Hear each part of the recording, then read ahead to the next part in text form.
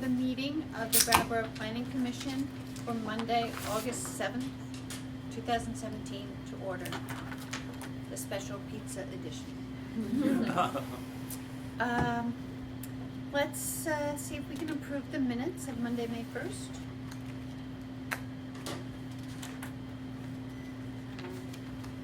Do you need a motion? Yeah, I guess so.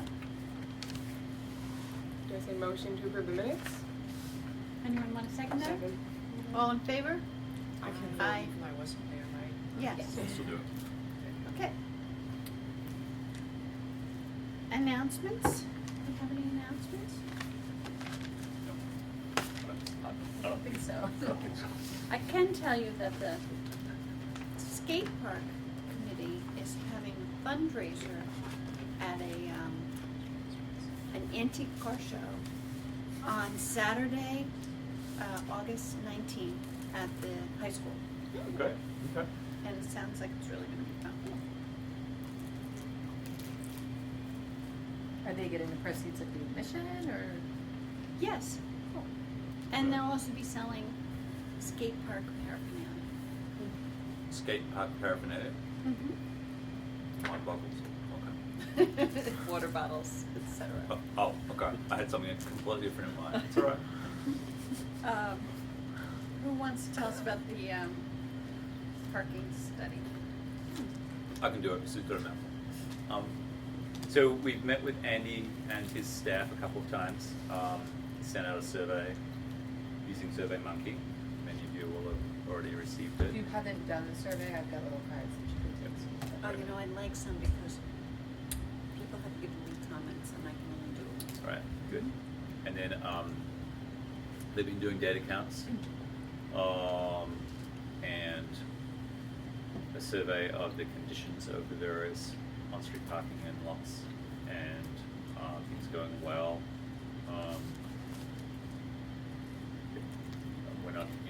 We're not at the point yet of having anything definitive to say, but I think that upcoming public meeting will be really good. We had the first public meeting in July, and attendance was Liz and Funny for how Casey many were there, so people you can. talked about it and wanted to go. Yeah, it's hard to know if it's a July thing or if it's just one of those things that people rumble about. And First Sunday afternoon of weeks thing. But yeah, I mean, mostly we heard, there was some discussion of the winter parking situation, which we've discussed here before. It was a good meeting, and that kicked off the survey. So early on, there was, the first weekend there was over 300 people that had responded to the survey. We've picked up some. We've dropped them off at the municipal center at the library, so we've gone and picked those up and we'll get them to the consultant. The other piece that the consultants are working on right now is a land use inventory of the downtown, so that they can then calculate kind of what the needed parking is based on use of the buildings. So Do they already have land use plans that you already have and they're just updating them?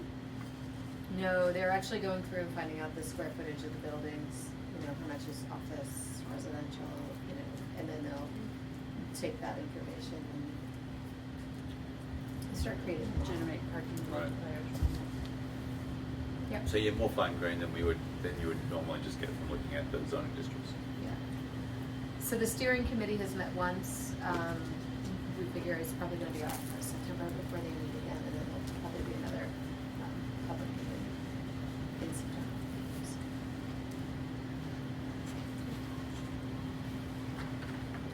Okay. Town plan chapter review? Why don't I start off with just some broad comments, and then you can add details or correct things. So just get ready. So you know why it's in front of you. Right. So, as you know, when Sue sent out the information last week, we've taken advice, and it turns out that the original 2013 town plan is the set date for determining when the existing town plan expires, rather than the amended plan, which was in 2015. So effectively, we have a 2018, a February 2018 expiration date on the existing town plan. For those of you who are new, and most of you are, the town plan process the last time around was both intensive and really long term. So it was a complete rewrite of the prior plan, and it was timed to coincide with what we now know is the last major data release of the US Census that was useful for us, and it was interrupted by Tropical Storm Irene, which then led to us redrafting, in particular, the land use chapter for some other sections of the plan. So it was like a 3-year time span, but with a 8-month interval where we were really working on the consequences of Tropical Storm Irene most of the time and not the plan. So, And there was plan of the year. oh, well, so after that, it was plan of the year. Which means In Vermont? in Vermont, yeah. Fantastic. Yep, which is pretty good. So what we're thinking is that if you go to the step back of the existing plan and look at the implementation chapter or the implementation table, we've made really good progress at actually implementing the plan. And the really, really big ones in terms of both the planning commission's work and the office's work would be the land use regulations, which are done. And so, in many ways, we've been fulfilling the expectations laid out in the plan. And I don't think we've encountered any information or any series of things that would make us question or rethink, the level of policy or even, to some extent, actions and goals, what we laid out back in 2013. So some places we can update, and certainly the land use regulations is an example of that. And in other places we might want to update the data because there's new data available. But I don't really think that the picture that we draw or that we drew in 2013 is going to be dramatically redrawn. Because we're under such a tight time schedule, and because as planning practitioners we would like to think that plans could actually be in place for 10 years or even longer, because we think that's a reasonable implementation period. We want to get this attended to and then move back to actually implementing the plan. So it's kind of an interruption to our process of implementing the plan more than anything else, and that's how we're regarding it. I mean, we're trying not to dwell on that aspect of it too much, but we do see this as sort of a practical, very What focused. does the law require that we do? Yes, this is something the law requires us No, to but I mean specifically, are there certain elements, or is it just the whole? the whole thing. And the planning commission has to be able to say that, it's contemporary and it expresses the views of the community effectively, and that the information is accurate and up to date. Can you have like a statement within each chapter saying this was reviewed and found remaining valid and current? I think you could. I mean, that's one way of approaching it. The other way to do it is simply to rewrite the introduction and say, in the introduction, that the plan of 2013 was amended in 2015 and found to be accurate, and has been further reviewed and found to be accurate and an accurate representation of the community's standard, community's expectations. And then do you just identify which chapters you've updated the data or the findings or something No, like that? no, Okay. you would just do it. Right. Yep. And so instead of referencing 2010 census data, it's going to It just reference. becomes the new No, document. we're still referencing 2010 Yeah, data. we'll be referencing that and some stuff from the American Community Survey, or that kind of stuff. Mhm. It's not, for the most part, not even. A lot of the data collection has not been changed in the time that the plan's been in place. It's as basic as that. Certainly, state level data, there's been no meaningful collection on the part of the state in the intervening 5 years. So we're going to rely on the same Time data. flies, doesn't it? Yeah, Mhm. that's right. Yeah, so And- most of the design doesn't feel off, but I worked on a couple of chapters that did have, data that we either got from the right. farm census, the American Community Service, which that's not a great source of data. It's not very reliable for rural areas, because it's done based on sampling, annual sampling, and the sample size is small for rural areas, so there's a high margin of error. Did not see anything that wildly, changes any assumptions we made off of the data we used in the last one. Exactly. The margin of error exceeds the change in the number that they're identifying. So, you get a 3% change and the margin of error is 7%. I So, have an editing question. yep. There were a lot of weird word hyphenations. Yes. Mhm. Is that because of the way it was printed? Yes. So the Yes. published town plan was done in InDesign, Mm-hmm. and so I took those individual InDesign chapters and converted them into Word. So yes, there's a lot of weird stuff. Okay. We used I think that it was version something because like it was that. the easiest one to know that we were working with. The published one, it was hard.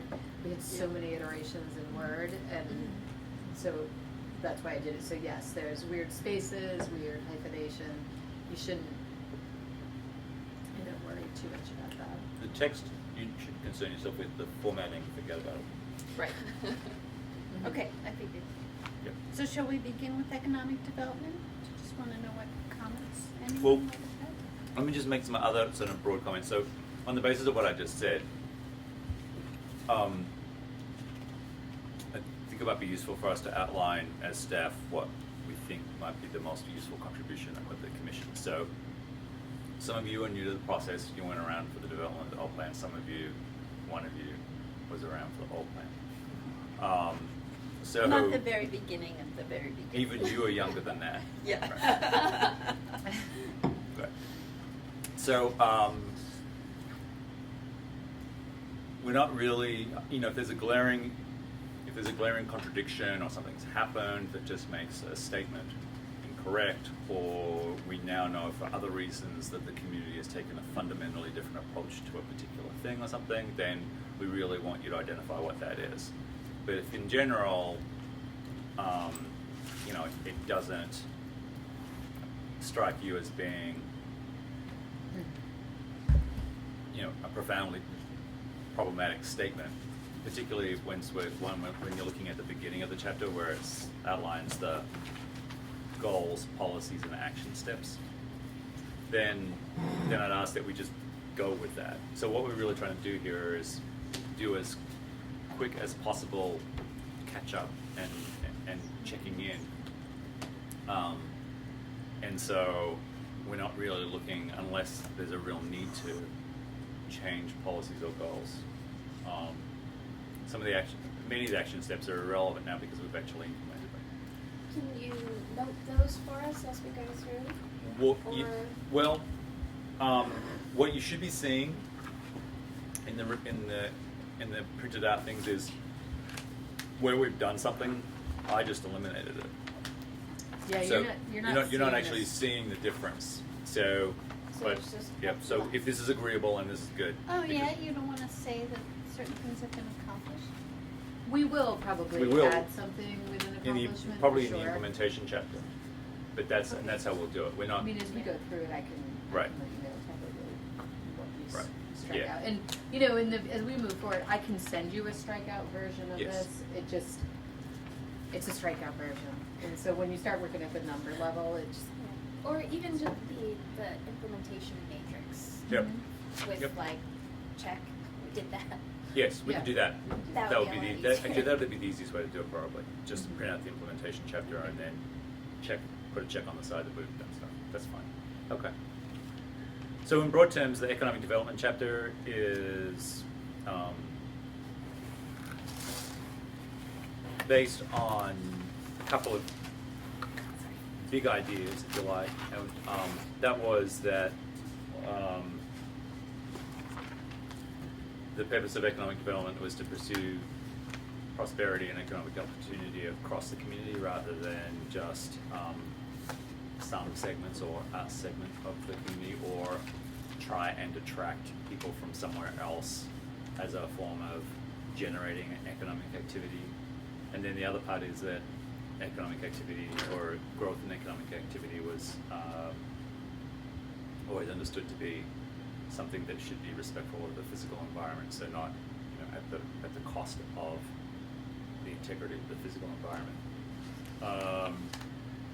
And then these are pretty standard kind of goals that you would derive from taking that kind of approach, which is where the planning commission was and where the community of stakeholders that we are involved with identified. Rod, Yes? it's on the first goal where it says ensure, could we say economic opportunity to promote a healthy community instead of ensure? Sure. Because you don't think we'll actually. Well, as a legal matter, you know, Yes. my attorneys are telling me, Okay. we can't ensure anything. That's right. Okay, that's good. And then what we also did was do a standard kind of economic analysis to identify, using statistics, trying to identify those sectors of the economy that Brattleboro has an apparent strength in. And so they can be thought of as industry clusters, and so you'll see the identification there of various clusters in Goal B. And those are all areas where Brattleboro has more people involved in active employment in those sectors than other sectors, right? So in a different community you might find auto manufacturing or warehousing or something being something where there's a lot of people employed. In Brattleboro, the sectors that are identified here are the ones where we have higher than national average number of people employed in that category of work. So that's how you get transportation and logistics turning up because of CNS, for instance.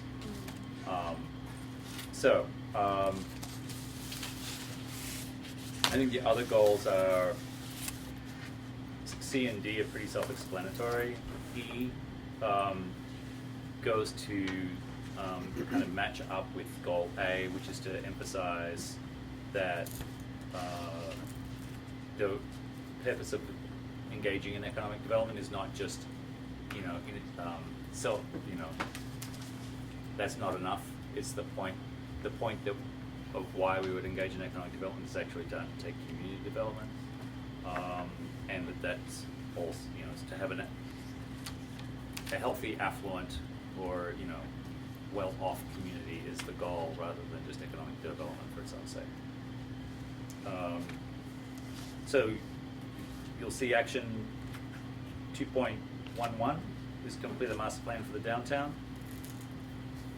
We're setting that aside right now to do the plan readoption process, but that's basically one of the few remaining key things here that remains to do. And then under policy 2.2, we are participating in neighborhood community development projects, including right now the Green Street Promise Community Project.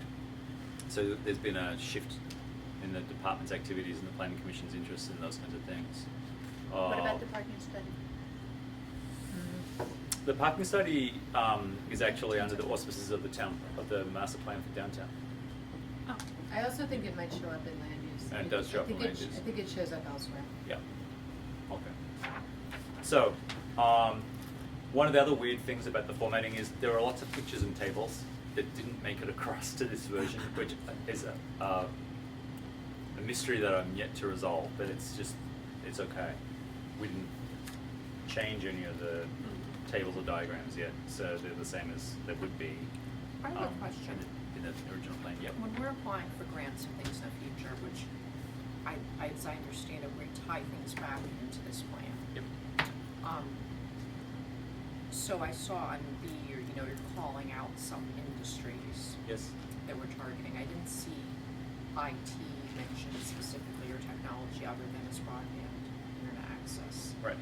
But I'm, like, I waffle between, should I ask about that, or does it matter how, because you eventually have to list everything, do you know what I mean? Yep. So I'm asking a philosophical question, like, do we want to add other things, or is it just, you know, it gets just unwieldy? It gets unwieldy. The justification with these things is that there's a statistical and analytical foundation for them. We're okay with IT, but we don't have more people involved in IT as an industry here than the national average or the regional average. I like Which is- seeing broadband on here, though, because Right. that's a thing. Well, that's identified as an infrastructure question, and so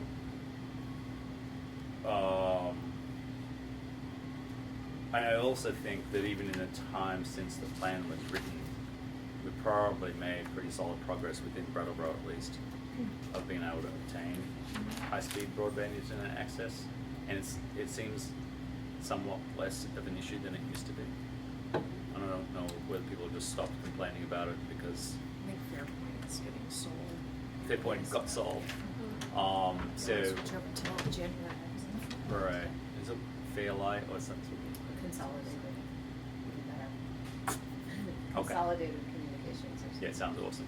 And they're from Illinois or something, right? You know, Kate's question prompted another one for me. In Act 250 Yep. and other things, well, it's actually two questions. First, when we wrote this plan, we had to kind of dumb it down because the zoning hadn't been approved. Right. Now that the zoning's been approved, can we go back and say more positively that X, Y, and Z zoning action needed to take place? Yeah, wherever we're in a chapter that references the need to update the land use regulations, and we've actually done that, I think we'll come up with statements that point to the fact that that's been done. And Because there were a lot of statements Yep. that said, it might be nice if, rather than we will, and now we have Yep. done these actions. And it also strengthens the town's position with regard to Act 250. Right, applications. Yeah. Yep. So what I'd say, Kate, I don't know if this is a direct answer to your question, but if somebody was proposing some kind of investment in an IT sector business or something, I don't think there's anything in here that would preclude the town from contemplating that or endorsing or supporting it. But I think it's the idea that because people would recognize that as a potential growth industry. But by identifying our strengths, which is really what that list of sectors is in Goal B, at least we pick that up. I would say from the grant writing standpoint, we're probably better off saying something like this than a hopeful statement about gaining more IT employment or something like that, if it's not really going to come to fruition. So I hope that kind of answers your question. I'm not sure if it does. It does, and then I wonder, I don't know if I'm getting too wordsmithy, but then I wonder if like B could be maybe even like strengthen that these are the things that we've identified are in a higher concentration in Brattleboro, like we Right. call that out. Right. Yeah, maybe foster is the wrong word or something. Like, okay. And Foster's an Australian word, right? No, it was an American who went to Australia after the gold rush in San Francisco and started making beer. Oh, really? And decided they were much better at that than digging for gold. That's right. So there you go. Liquid gold. And actually Australians don't drink it but very much. Because, you know, there's better beer.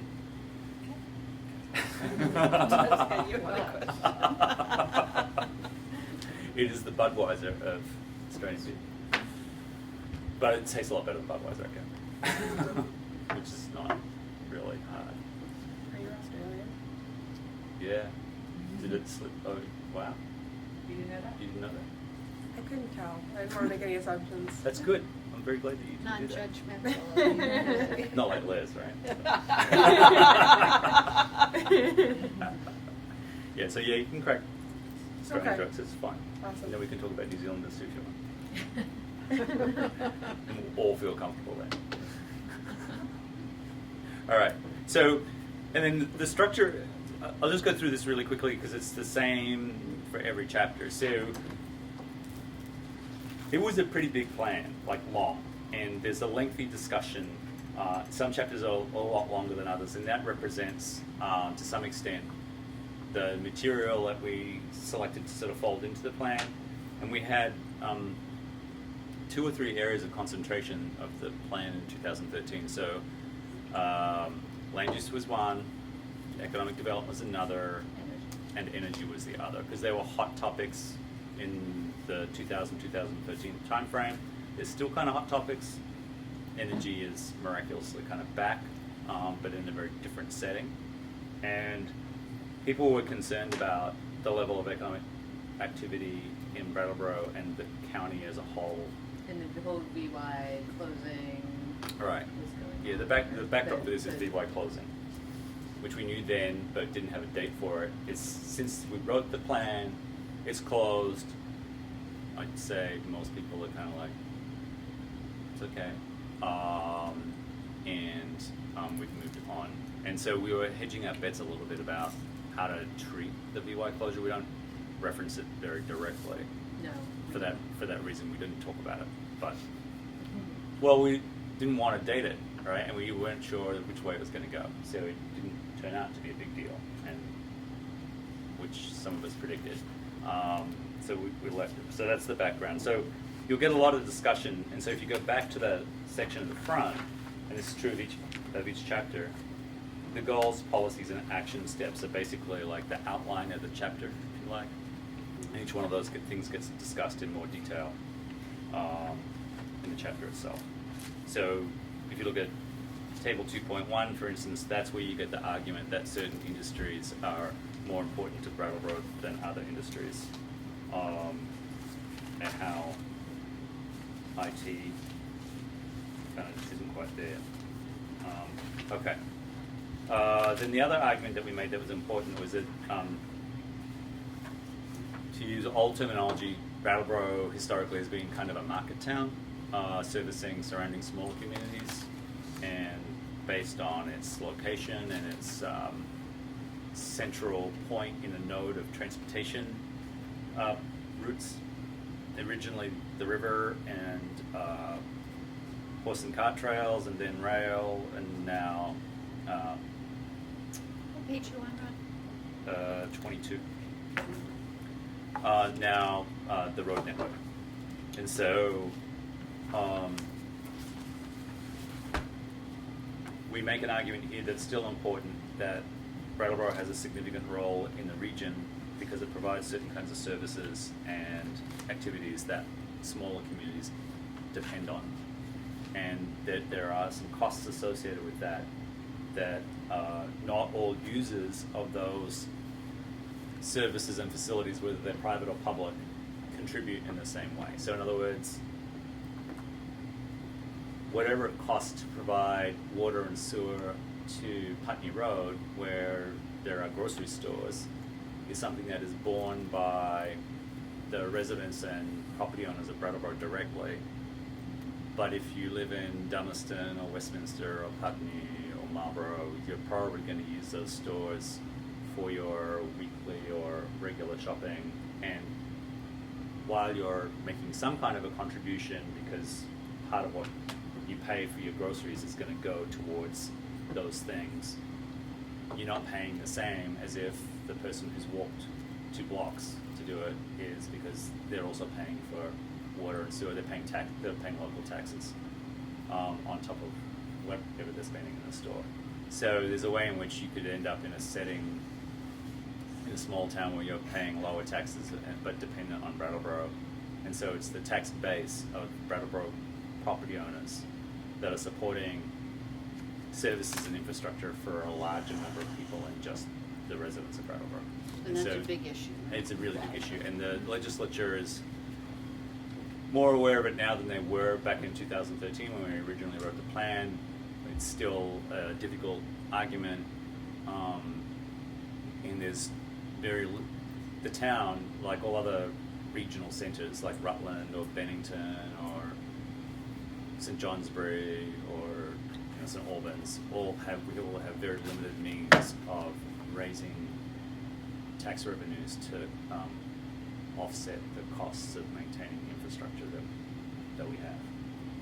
So that's the reason for that section there. And I had a comment on page 23. yep. I really liked this discussion about economic development and land use. Yep.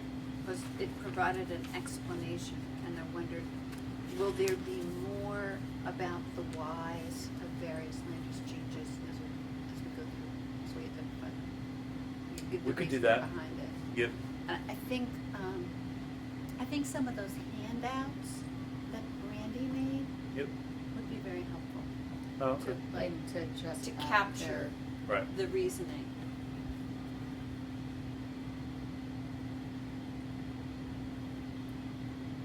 So you would like to see a discussion where we've made changes? Yeah, I might be in a section about the zoning changes. Yeah. And why they were made and what the benefit of them is. Okay, great, that's good.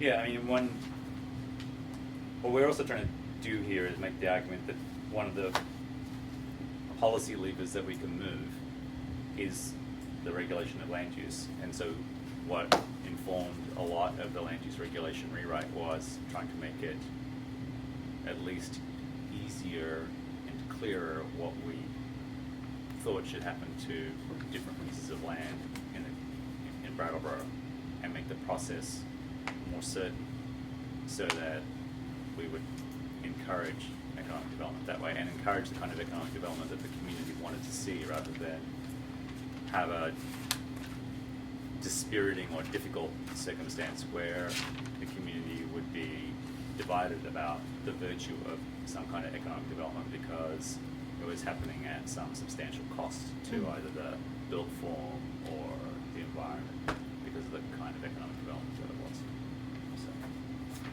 And then it winds up with a discussion of community development. And that's it. Any other data questions or structure questions or anything else? I have a question. Sure.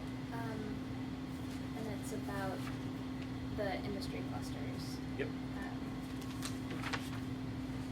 I just feel like with some of the information you have about the aging population and that Brattleboro is a center for healthcare, that maybe that should be in as one of the industry clusters that the town supports. Yeah. Not necessarily to go to the economic impact, Right. but towards the community development goal of health. I think there's a discussion of that in the demographic section. We do address it, not directly in terms of the number of people involved in healthcare as a form of employment. And I think, oddly enough, it didn't actually, we weren't significantly higher in that arena than the national average, I don't think. It actually, in some of the employment numbers, it falls with education, so it Yes. probably is high for Brattleboro. I mean, think about it, the Not for hospital. a national average, Tree. but Yeah, for no. a. I'm not sure Yeah. about the national. I I can see. remember doing this and thinking, because Well, yeah, also, I yeah, mean, in the history section, it talks Yes. about Brattleboro being a center for health. Yes. And we have well-being, and just, Right. it seems to be part of our community identity. yeah, I agree, and I And think I don't know, to me, it seems like it should be in that section that you wanna foster the growth of. Yeah, actually, when you look at page 22, Yeah. We actually are talking about the significance of it. to Yes. Brattleboro. Right. That and education, so. Right. Yeah, that's right. But I don't know how, like you said, I'm not sure how it falls in the industry cluster, but. Okay, I'll check it. That's good. I mean, Also, the Actually, salaries of that they're sector relatively are strong. stronger than other sectors that are mentioned, so.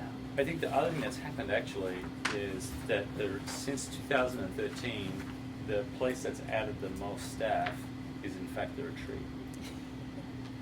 By I a think Well, we've yeah, all because they learned shifted that some of the nationwide state it's 1/6 hospitals. of the economy. right. The last one. I mean, there would have been growth there with the state hospital closing and. Yeah, I think that may be one of the few fast things that changes enough to make it. Yeah, thank you. That's good. Really good.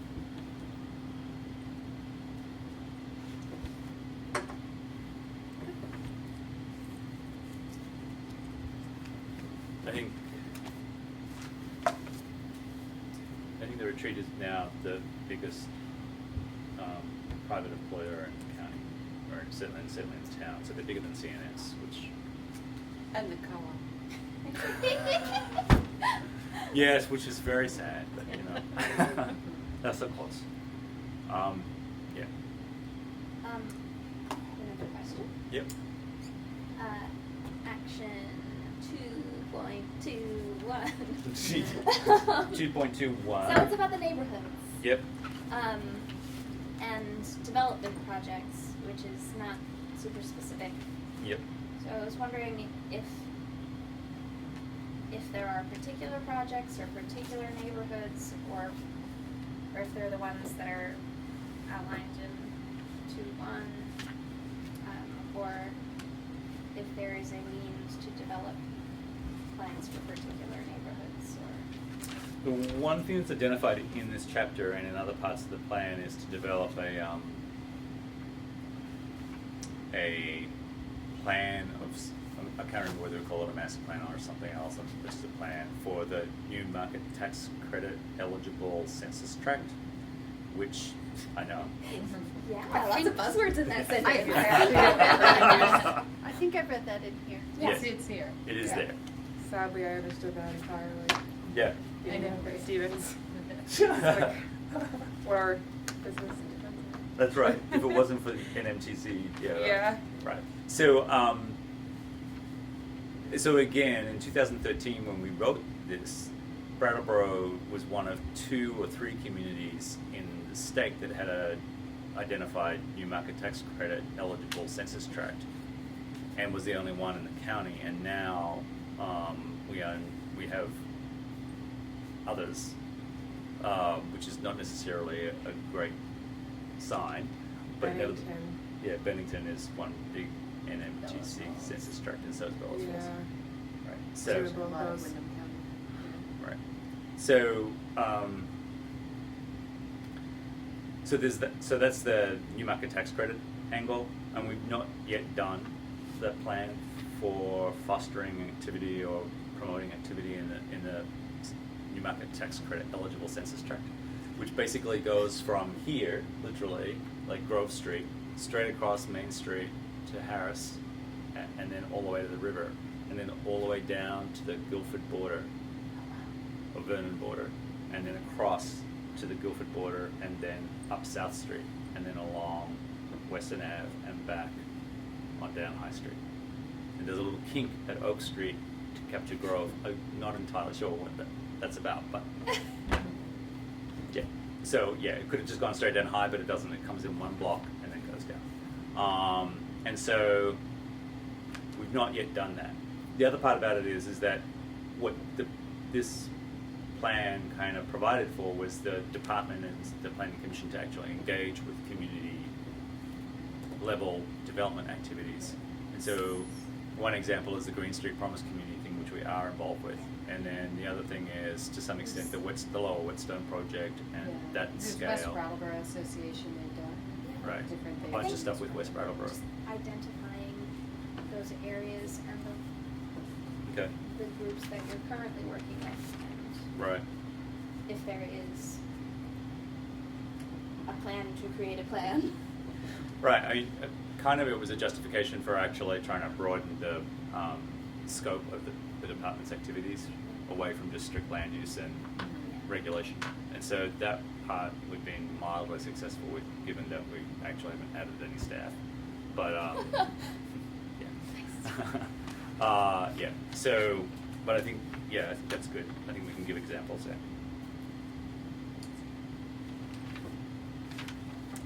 Okay, anything else? Any other comments? Jessica? Well, I don't know where they fit in, so I That's don't know. all right. They seem like they could fit in here, but there's little to no mention of diversity in the plan that I noticed. Yeah, that's true. There was a little bit in the history section and a little bit about equal opportunity in the housing section, but Right. there really was. So you're making that as a comment about the chapters that you reviewed in general and the plan in general? What I saw in general. Okay. Okay. But I don't know if it is something to fit into economic development because, I mean, as part of the conversations we've had in the Monadnock region, diversity is definitely something that, lack of diversity is something that scares potential younger, Yes. employable, well-trained, well-educated people away from the Yes. region. I And think there's that's discussions going on. I think that discussion on some level is going on here. I think it has a slightly different angle here. I think the recent election in Rutland was an interesting case study in how to discuss diversity, or perhaps how not to discuss diversity. And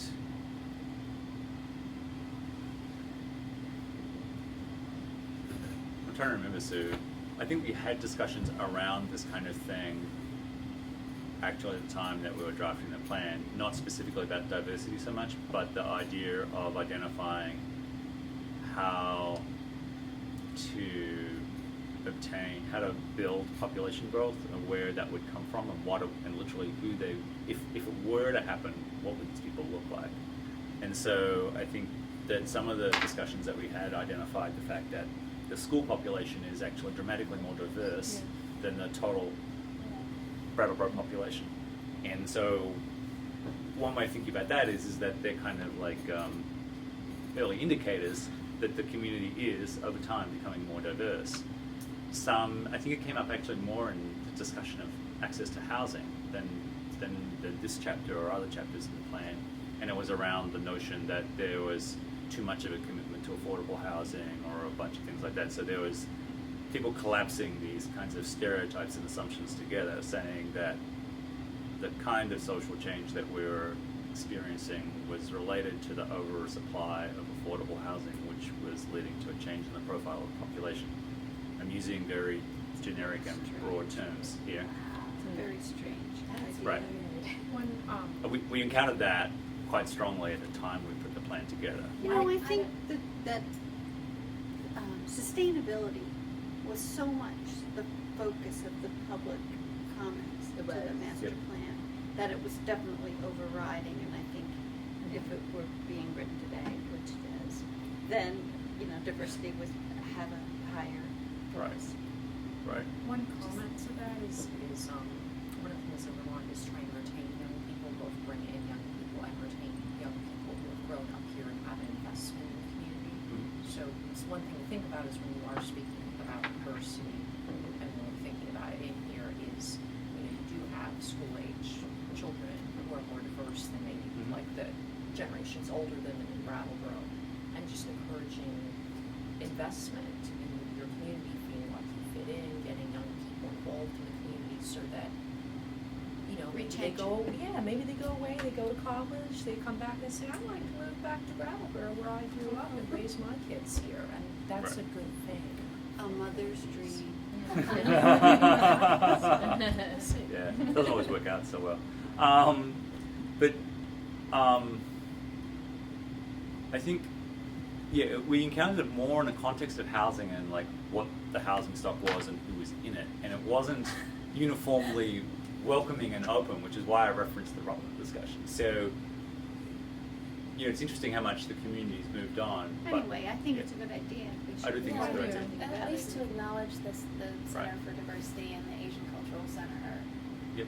somehow in the Yep. plan. I think we It's Sure. should- also timely, goodness, the town has been having conversations Yeah, about that with exactly. town staff. Yeah, so right. I think it's Right. very Right. Right. That's good. Okay. But also, like, this community, compared to a lot of other communities, not just with what's going on for our racial demographic profile, but we're a hub for LGBTQ sort Right. of activities and have been since the early 80s. Right. And that's something we can be proud of and also that we can acknowledge, I think, in the plan. Yeah. That's good. It's a good point. Agriculture?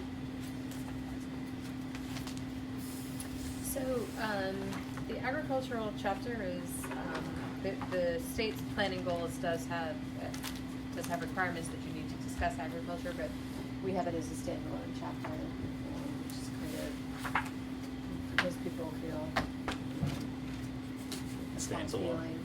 feelings for agriculture. I mean, in terms of the output of Brattleboro, first of all, it's hard to kind of look at the data. The 2007 data that I used to get actual zip code data, they don't have that out for, I don't think it's been collected past 2017, so most of it, or past 2007. So most of the new data that I was able to get is at county level from the 2012 Ag Census. What we do in this chapter is we talk a little bit about about the data that we do have, so agricultural production, how it kind of ranks at the county level. We're pretty strong in fruits and vegetables, in Windham County, but, you know, we're kind of low on the state. This is the net. Yeah. We talk about, you know, what kind of support networks are out there to kind of build up the farmers. So things like the Vermont Fresh Network, Food Connects, lots of stuff being done on the local level. And one of the areas that Vermont ranks high is kind of direct consumer purchases, and so that's the same for Windham County and for Brattleboro too, so we do well there. And then it goes into talking about how the town supports farmers. And so there's a tax stabilization program, there's conservation easements, there's actually a fair amount of the town's land that are conserved through the Vermont Land Trust, or there's another group that owns Earthbridge Land Trust and some conservation easements too. And that allows them to be taxed at a lower rate. Can I ask what percentage of Brattleboro is agricultural land? Land-wise, There were a lot of different chunks mentioned, but I didn't know what the overlap was.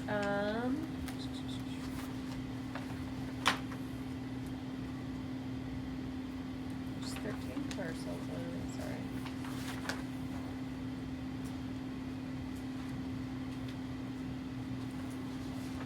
That's kind of hard.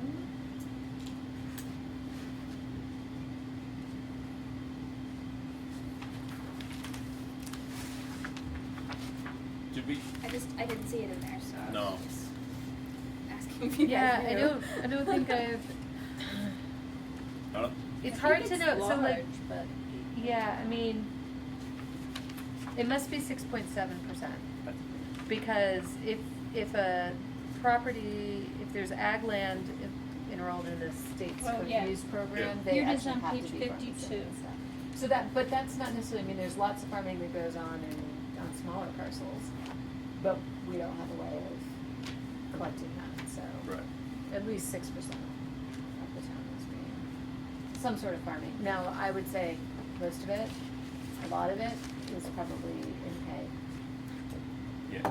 Hay or No, no. And does this include Hay or lumber, wood. like forestry? It does not include forestry. Oh, it doesn't include forestry?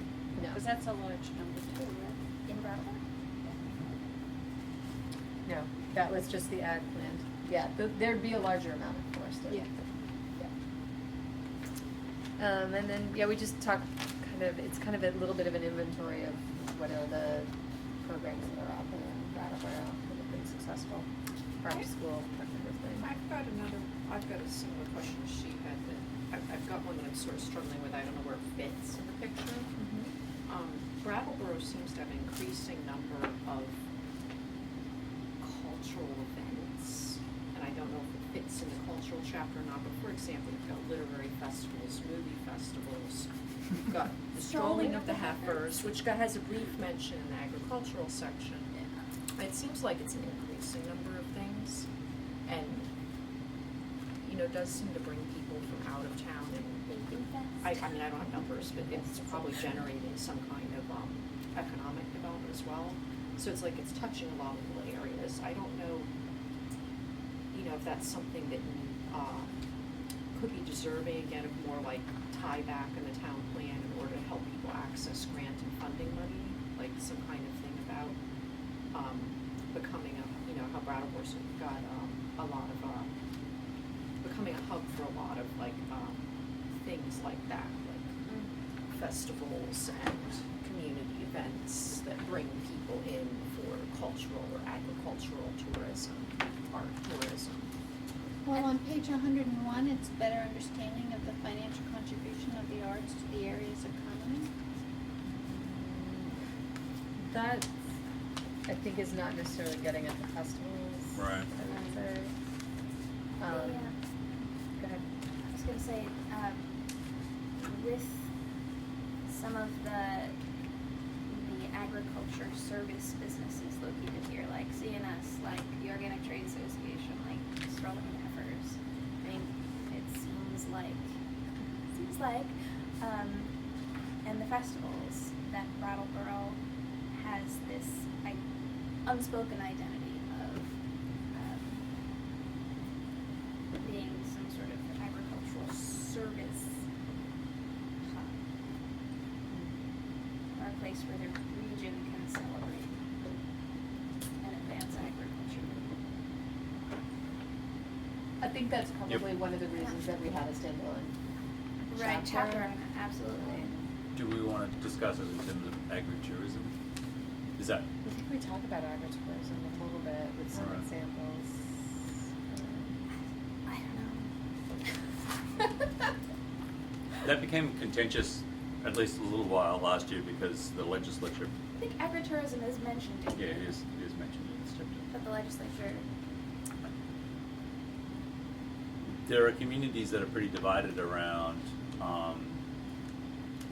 the land use impacts of agritourism versus agriculture. So it hasn't really happened to any large extent in Brattleboro, but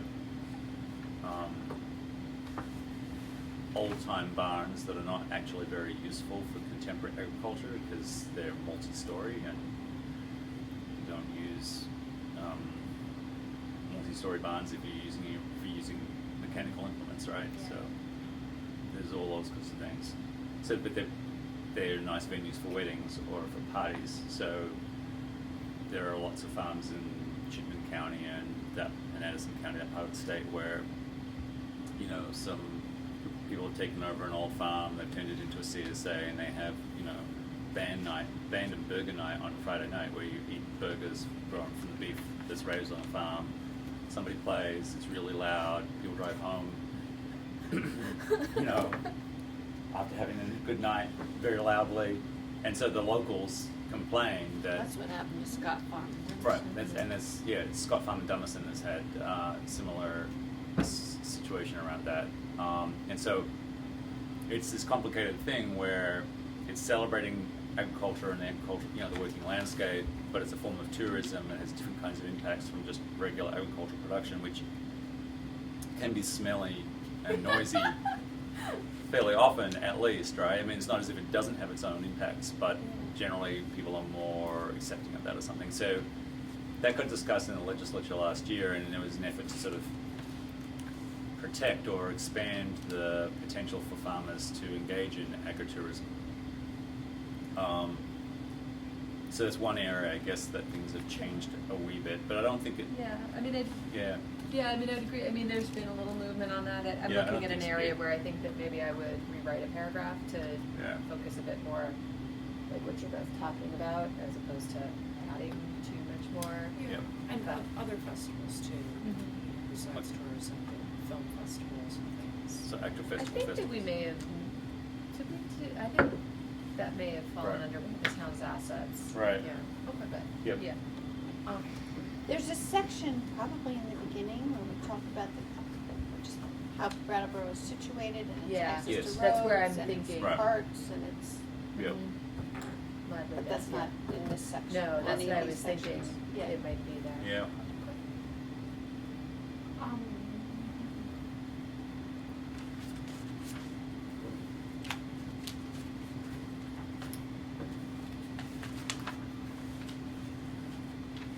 About artisanal food products.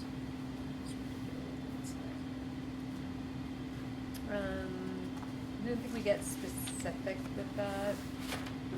So, So you're thinking like chocolates and chocolates, cheese products, we do get graphic cheese in here, booze, artisanal food products. You have a lot of that. Jam. Jam. Boozy jam. Boozy jam.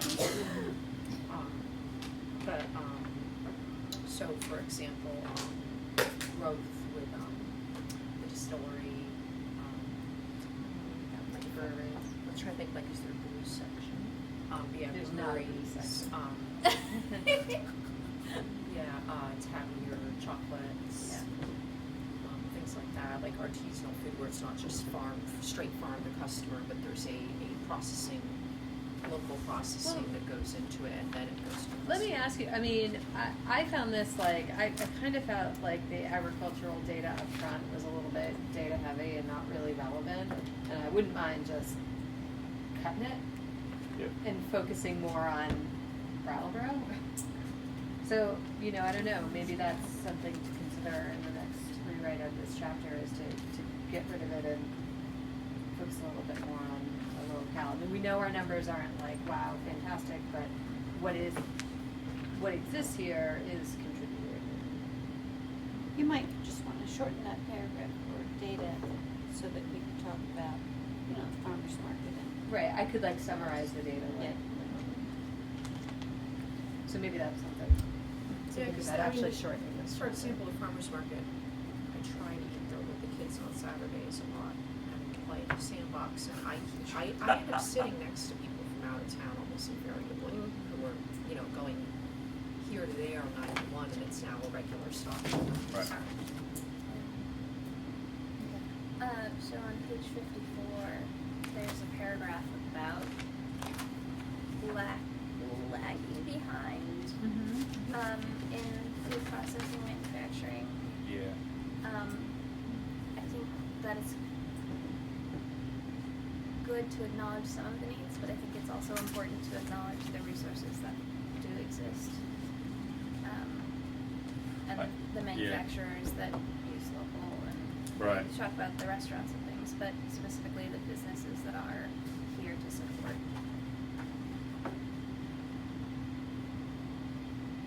I don't think we want to be so specific as, Yes. creating lists everywhere, just acknowledge Right. kind of the need.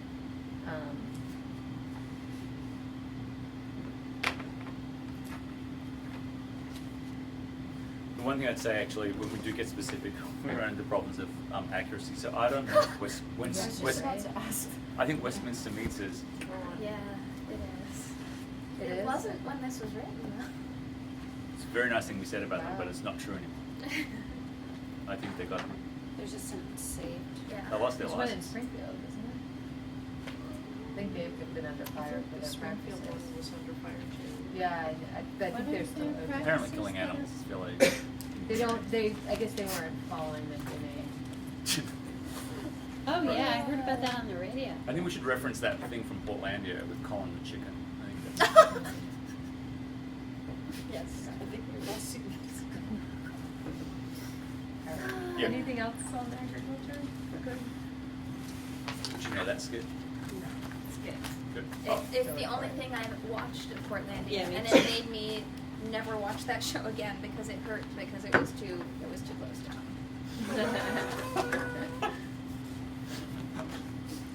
What? What am I going to do? Brattleboro is You Portlandia. just Google Colin the Chicken Portlandia, and you'll get it. It'll come right up. In fact, you want to do it right now? You can do it right now.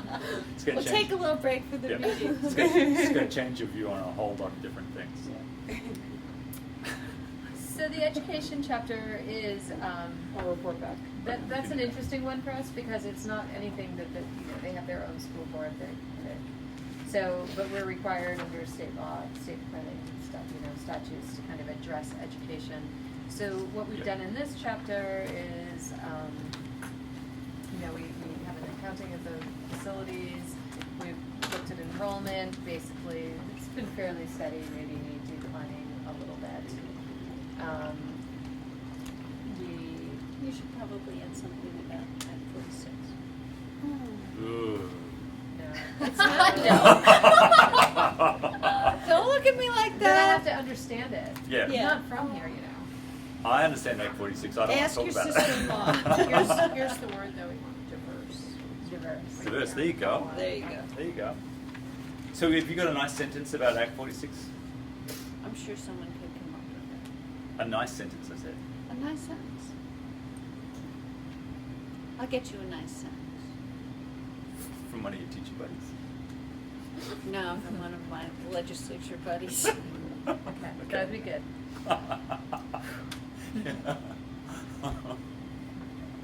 Good. One of the things about, there's a high percentage of students in all the schools that have free and reduced lunch, which means it's just an indicator that there's a lot of poverty.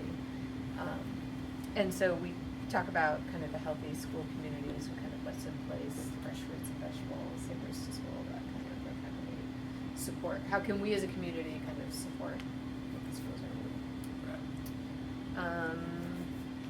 There's a little discussion of independent schools and early education, and then higher education. The major change there is that Marlboro graduate is No longer there. left downtown, and we talk a bit about workforce training and other adult learning. So it is one of those chapters where it's kind of a inventory, probably mostly.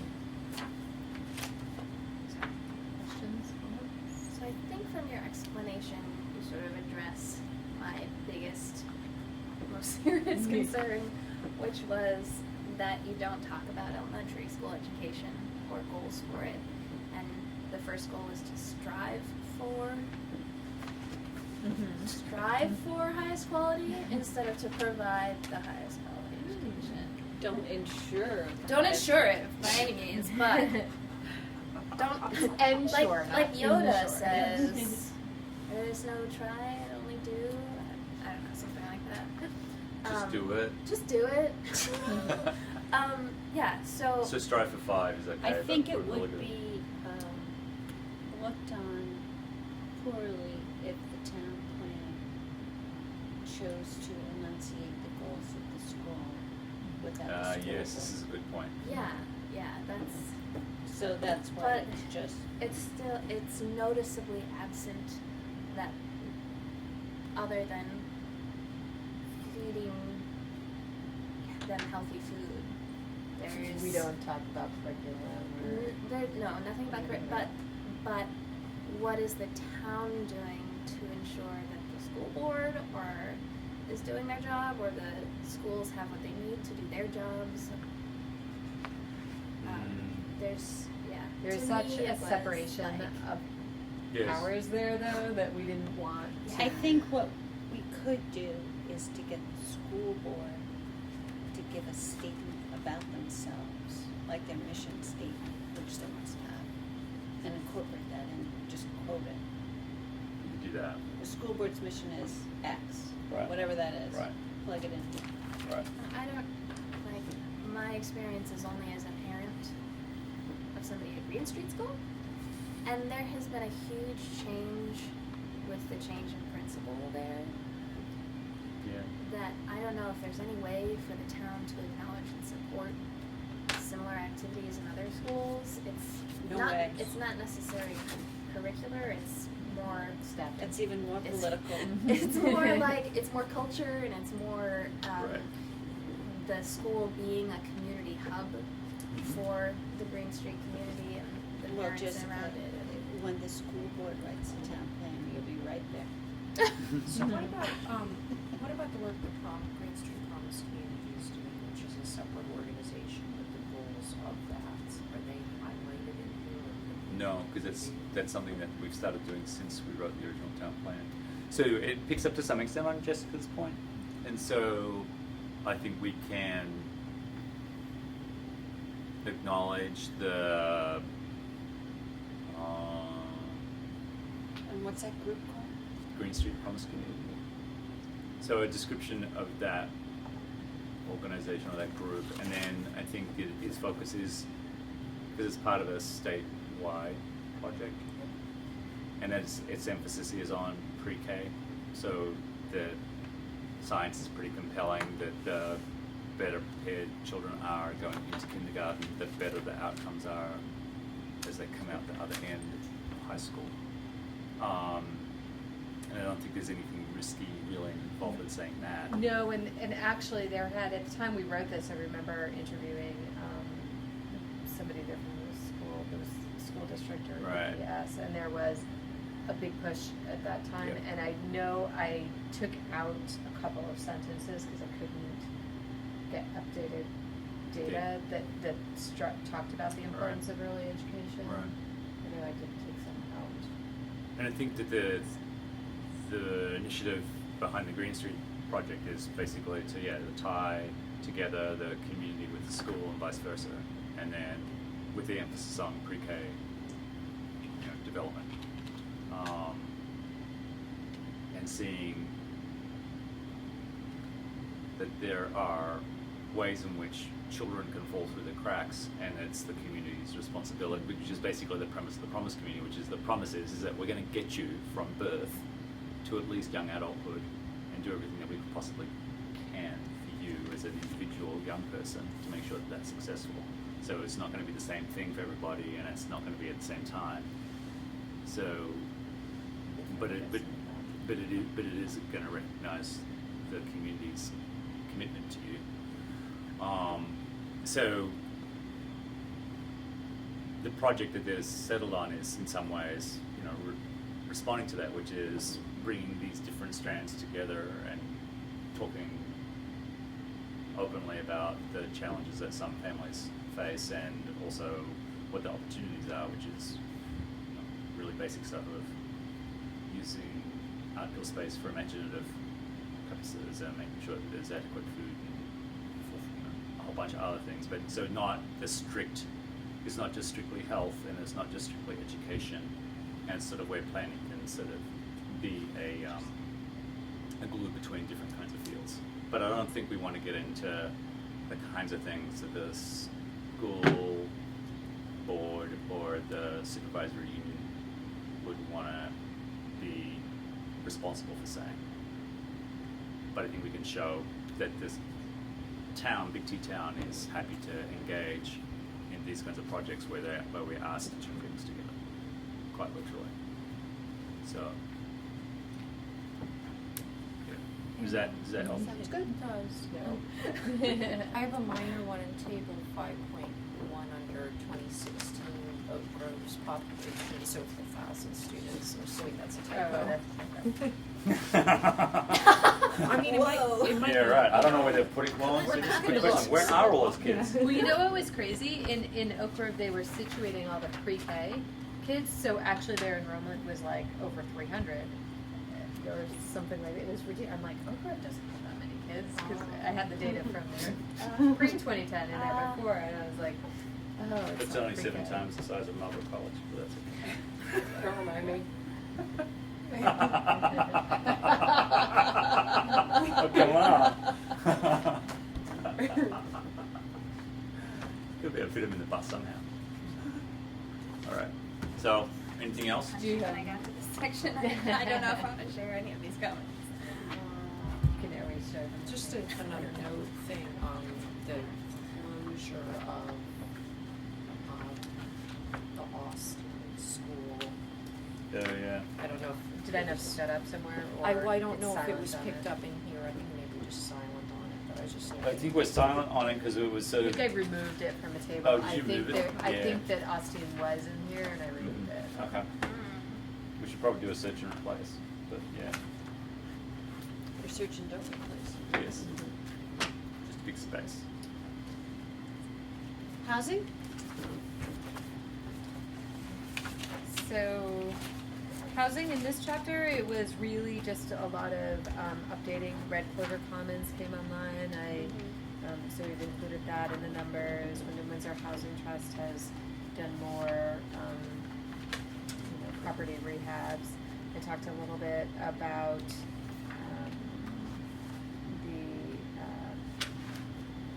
the Great River Terrace, which is going to be the efficiency apartments up in that neighborhood. It's not transitional, it is permanent supportive Yeah. Oh, services. right, yes. Yeah, so I brought that into it. I think, what the data is basically showing is that, we still have a need for affordable housing. And in fact, really the lowest affordable, the lowest income brackets are sort of what needs to be. I thought this might be a chapter where you might want to add in some changes that were made to the new zoning to advance the reasons, the goals of this chapter. It's funny, I took out chunks that we talked about what we wanted to do with housing and the land use, so you just said, kind of put it into a paragraph as to what we did and why it advanced those. Okay.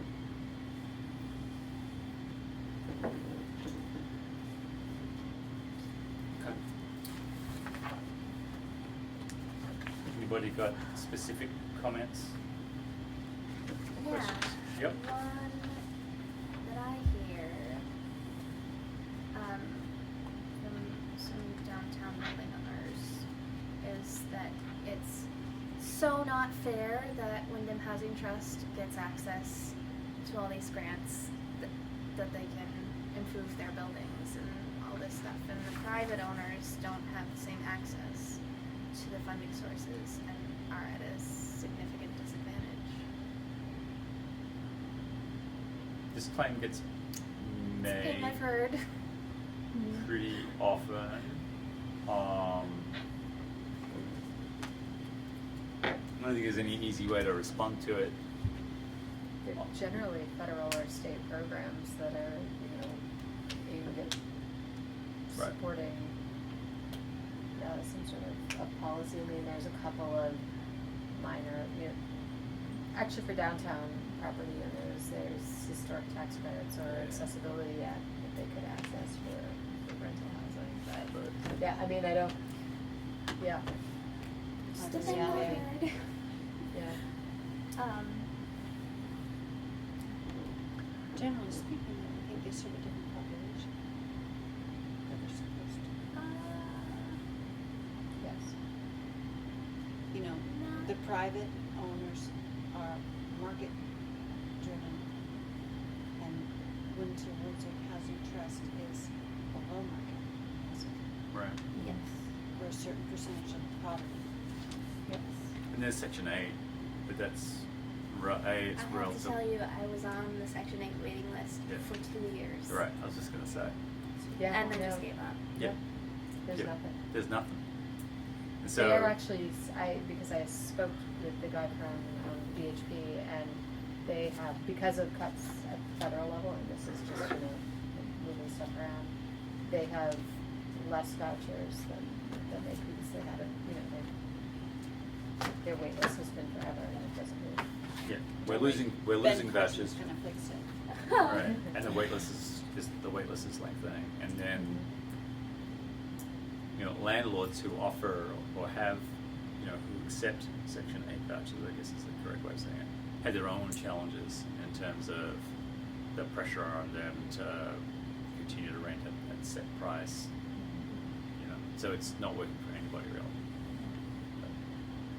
I was also kind of surprised at the number for their average rent in Brattleboro, I think that's kind of low.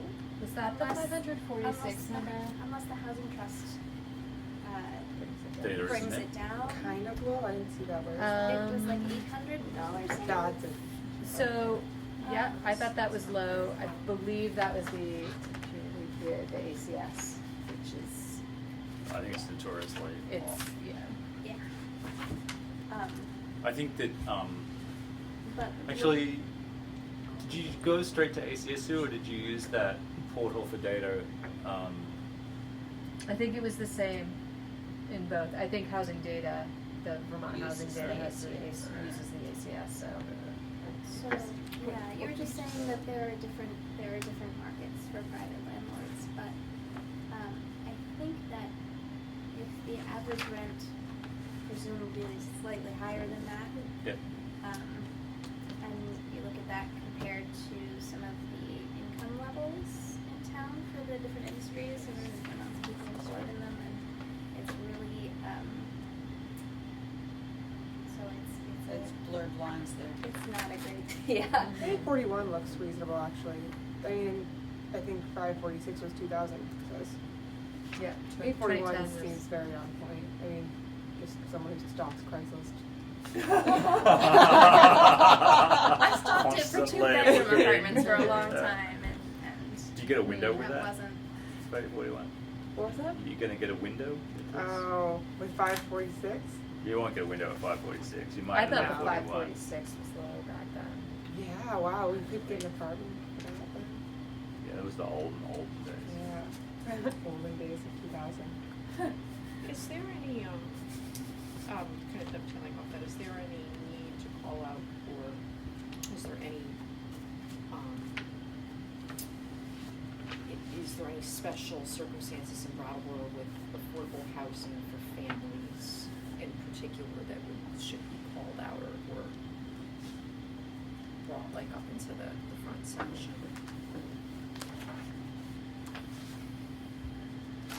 And I'm tying it back in my mind to like we're saying, Wyndham County is a little grayer. It's, We have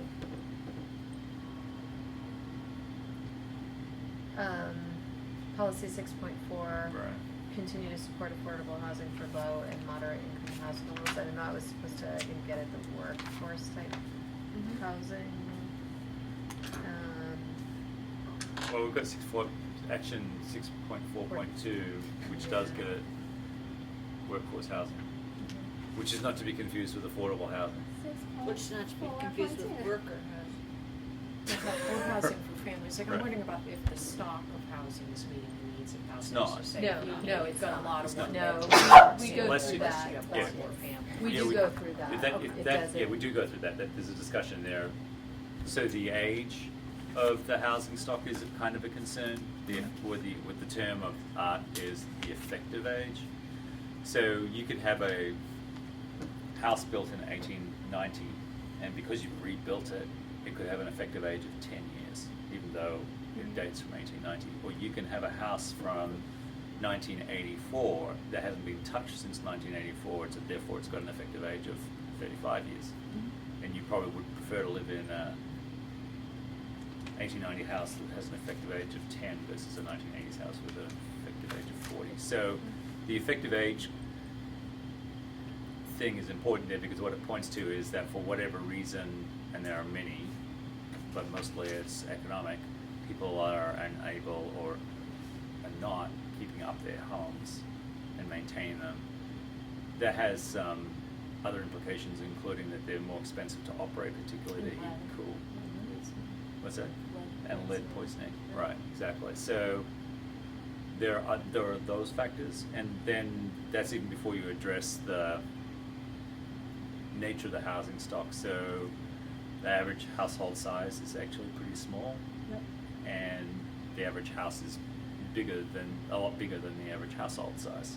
So there's a mismatch between household size and house type, or home type, and so those are difficult things to resolve, but we do actually discuss that stuff in here. So. Is the apartment program continuing? Yep. Yes.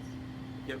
Brattleboro's probably done better than most communities in the state with the early adoption of their apartments and homes program, and then the support for landlords to actually convert part of their house into an apartment. Yeah. But it's a really active group, and and in the recession, that was almost the only residential development applications that we were getting. It's changed a little bit since then, but and then on the flip side, there's the brutal reality of turning into a landlord that people have found after a while not necessarily fits their lifestyle. Warm and fuzzy. Right. And I noticed it doesn't seem like Airbnb is taking up too many units that could be on the market, because I'm always curious about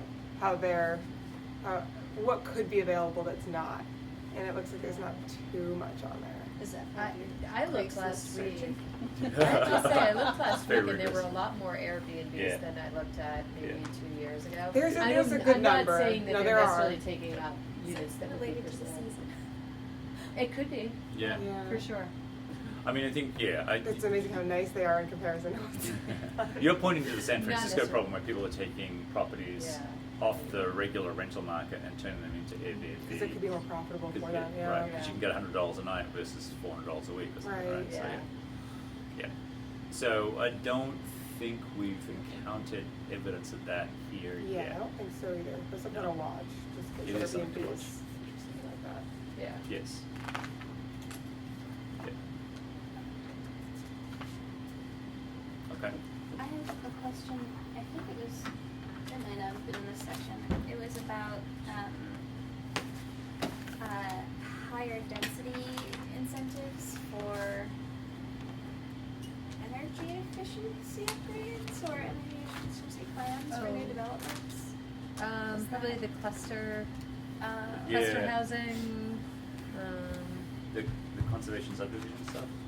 Or, I think there was conservation and there was also cluster, and there were two options. okay. I ran across it in two We different had places. many meetings about Yeah? that. I think it talks about it in here. I was just wondering what Was the I not value. correct? you were definitely correct. It's just bringing back really bad memories, all right? That's a shame. Sorry to poke at a sore subject. That's I was all right. just I'm just having a wondering. involuntary shudder over here all my own, all right? I was just wondering of the value of that. I mean, we've said and acknowledged that there is a lack of affordable housing. Yep. Is that gonna change the challenge of affordable housing? Because it doesn't seem like. It seems like that's to promote growth, but not necessarily in an affordable housing market, but just in a market rate. Well, I think and- there are two reasons for each of those, because there's so much land west of 91, let's say, that could be developed, and if you want to encourage development in a sustainable way, in a clustered way, because of infrastructure and so forth. So it allows for more units, which may make them cheaper, but not necessarily affordable. Yeah. And I think the demand for affordable units is much more likely in the population centers of the downtown and nearby zoning districts. Right.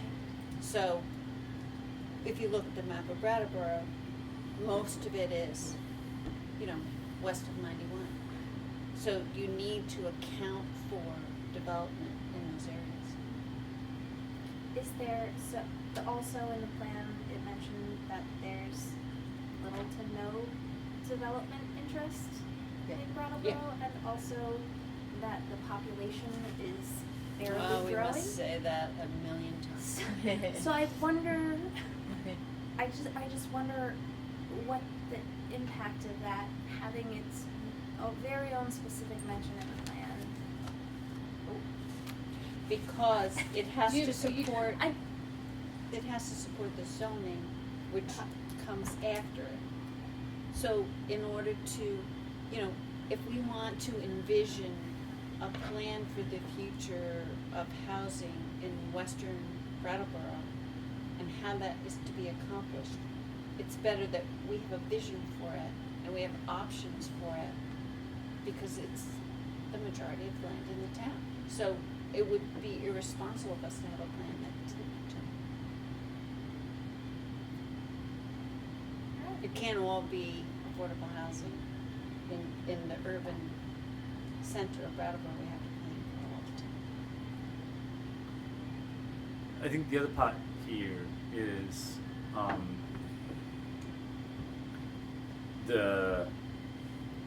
there's a sort of a chicken and the egg problem. There's people that think that if you built more housing, that the price of housing would somehow magically go down, and then people would be attracted to move to Brattleboro, and then they'd find a job.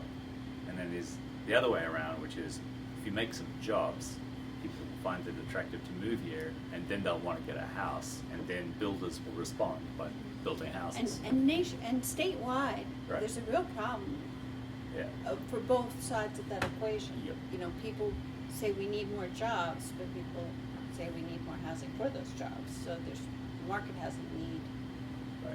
as well as the Right. jobs. I get it. Yeah, and so Thanks. there's no Yeah. and again, you know, as a unit of government, we don't have the resources to do one or either of those things. We can't like make jobs and then go, oh, whoops, sorry about the housing problem, or make lots of houses and go, hey, can you get some jobs? So All it's we just can do is write this Right. all we can do is write this damn That's plan. great. I appreciate Yeah. I So- appreciate that explanation, Yeah. because to me it was like, It's definitely a chicken. Yeah. It's definitely a chicken and the egg problem. I mean, you know, the ultimate sort of way of thinking about it is the opposite end of the spectrum, which is something like Silicon Valley, where you can have people that are on, you know, a two-person household, and they're each on six-figure incomes, and they can't afford to live anyway. anyway. You know, they're effectively homeless, but you know, on paper, they're loaded, right? It's just because and Google and all those high-tech companies run their own private fleet of buses to bus people to and from those workplaces because they can't afford to live, you know, a reasonable commute distance away. So you get that kind of ridiculous phenomenon. I mean, that's where the Airbnb thing was. Some guy renting out a tent in his backyard in Palo Alto for like $1,000 a week. It was a two-person tent, and there were people like lining up to do it. Like, it's My just sister an amazing gets deal. a lot of money for sharing her house. Right, right. They were more than happy to pay it. I mean, if you're going to live in a tent somewhere, Palo Alto is pretty good. So, but I mean, I guess what I'm trying to get at is there is no easy solution to the problem. What we do know is that it's been very challenging for local developers and contractors to build new housing units and do okay out of that. And it's extremely difficult for people to afford what does get done. At all At all levels. levels of the Right. economy. Right. So Yep. if some big guy came in and said he wanted to build an industry and give people a lot of jobs, there wouldn't be It wouldn't be places for them to live. right. Or But what if they there want. were, right. they could be cluster development. That's right. That's right. Conservation Conservation subdivisions. subdivisions. Yeah, we've Well, got I a mean- plan for them. But, Yeah. you know, the Black Mountain subdivision, above Black Mountain Road, I mean, that is kind of a more clustered, they are Yeah. energy efficient The homes, I think, senior. yeah, they've got some accessibility features, so, yeah, they're rentals, I think the market didn't bear out for them to sell them, so who's renting them for now, and that is probably the most successful. In a long, long time, and they're all rentals, which is sort of interesting. And But they kinda do They're what- most are all full. Yeah. Yes. Yeah. Social groups And- who lives there. Yep. right, and they are drawing people that were once living. Some of the people who've moved there have moved there from Morningside, which is a very interesting. Sold their Morningside condo and moved there. And Morningside has some other issues. Some other issues, yeah. It must be more expensive than Condo fees in Morningside are pretty high.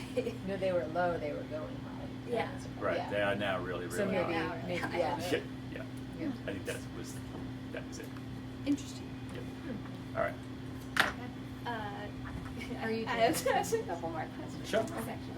We still have 20 minutes till I gotta go. Hey. 20 minutes on arts and culture. Good. Go more housing. No, yeah, you wanted to ask a question? Couple more questions. The housing trust program at the motel, the Lamplighter? Yep. Yep. Is That's that- mentioned. It was, okay. Yeah. Yep. And then the project at the biologic site is Experience. not happening, it's not gonna be mentioned, it's not, okay, I don't wanna talk about that. Yeah. As far as we know, that piece of land is for sale. In Flat Street? Yeah. Yes. Do you have more to offer on this, Casey? I don't know if I'm allowed to say anything. Yeah. There's a question I wouldn't mention. Yeah. Thought there was, Yep. okay. If there is something going on, we don't know about it yet.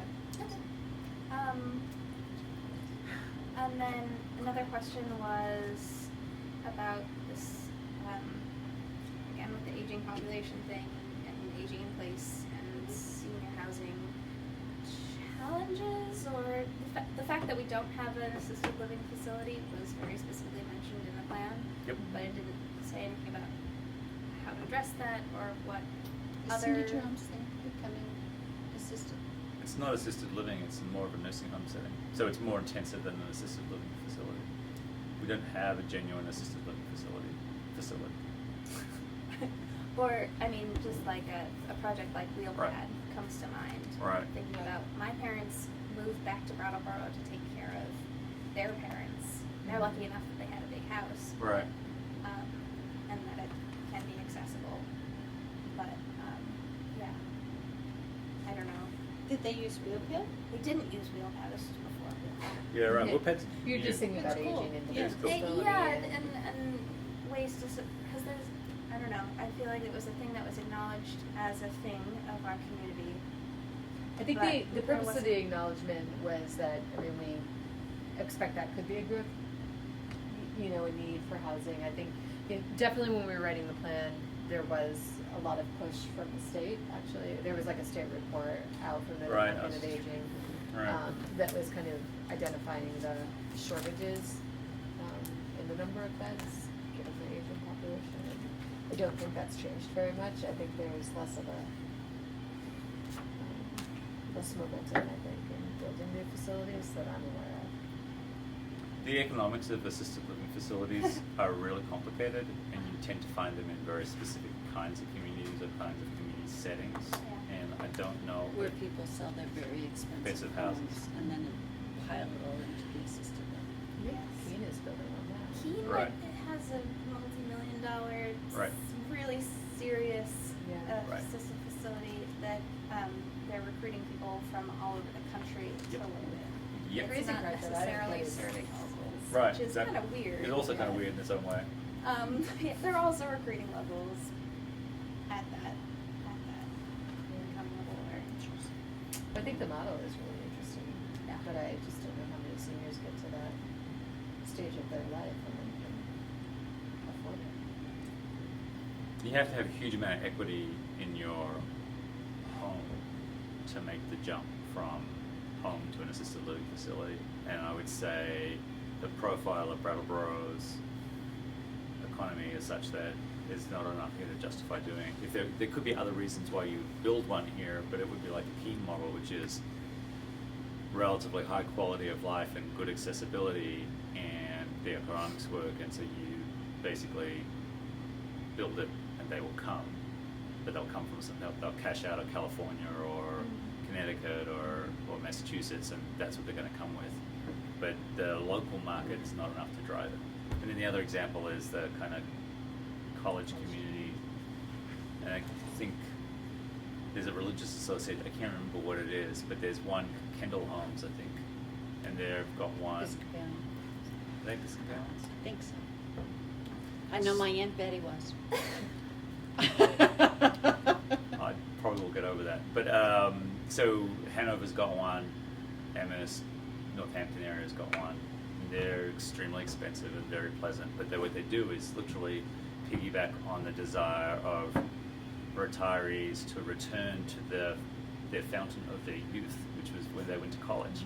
And so Dartmouth and Amherst College have special programs for retirees to enroll in classes and they don't have to pay very much. They get to do their college degree all over again in their 70s. And it's a really big part of their business plan. That's awesome. It is awesome, actually. It's quite interesting.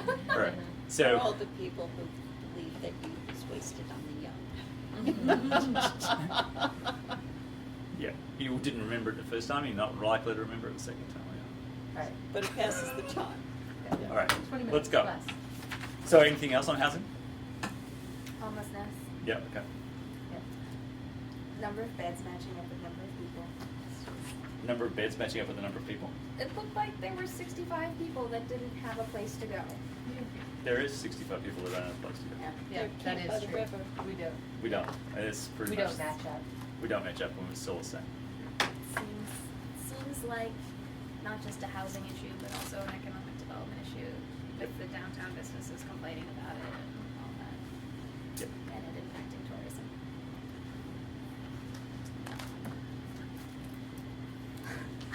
I don't have a. You don't have But the I answer, feel but like yeah. it should.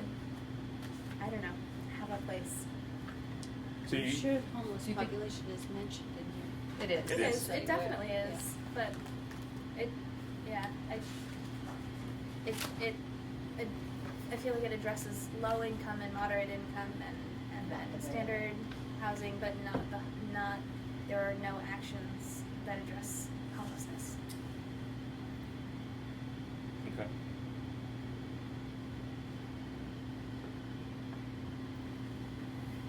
Yeah.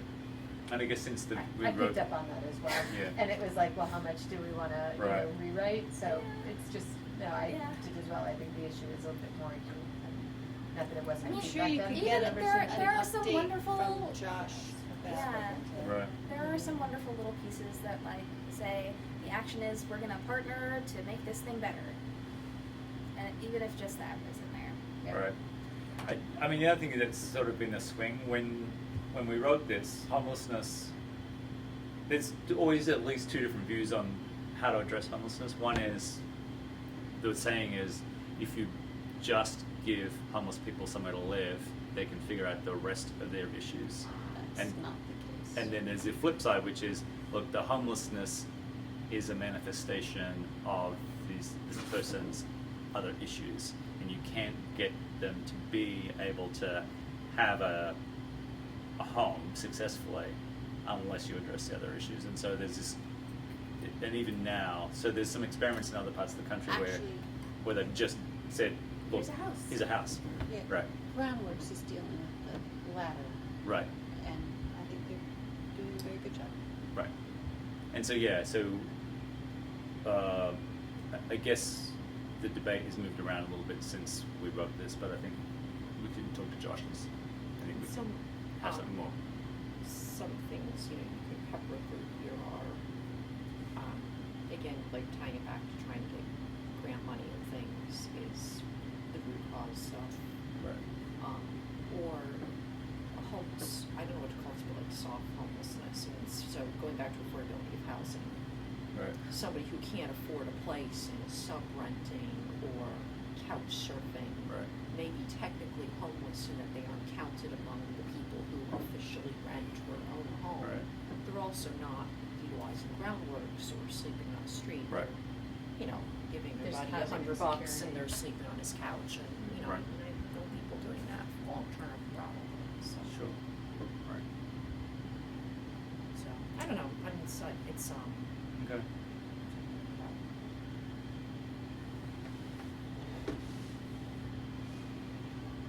Right. Okay, cool. Is that- Thank you. Is that good or? That's good. Okay. Arts and culture. We'll let you guys just comments. This was a chapter that is not anything that we're required to address under state planning statute, but it's added as a kind of a support, Right. recognition.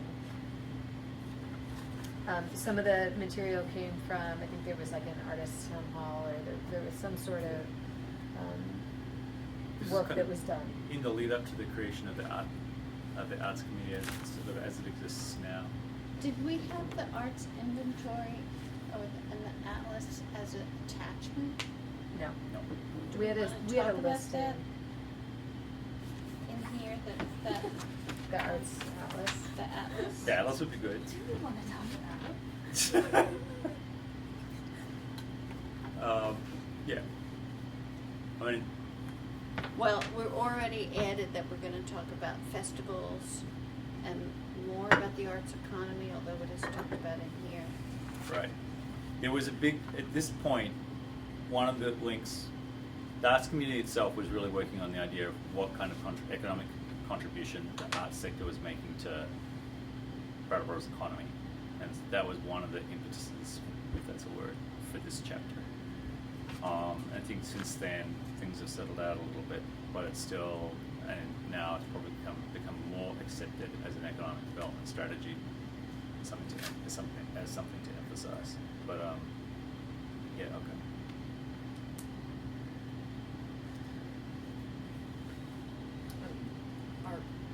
Art tourism is a feeder for. Yep, cultural, yeah. Feeder for other things, because then Yep. it gets into the other economic areas.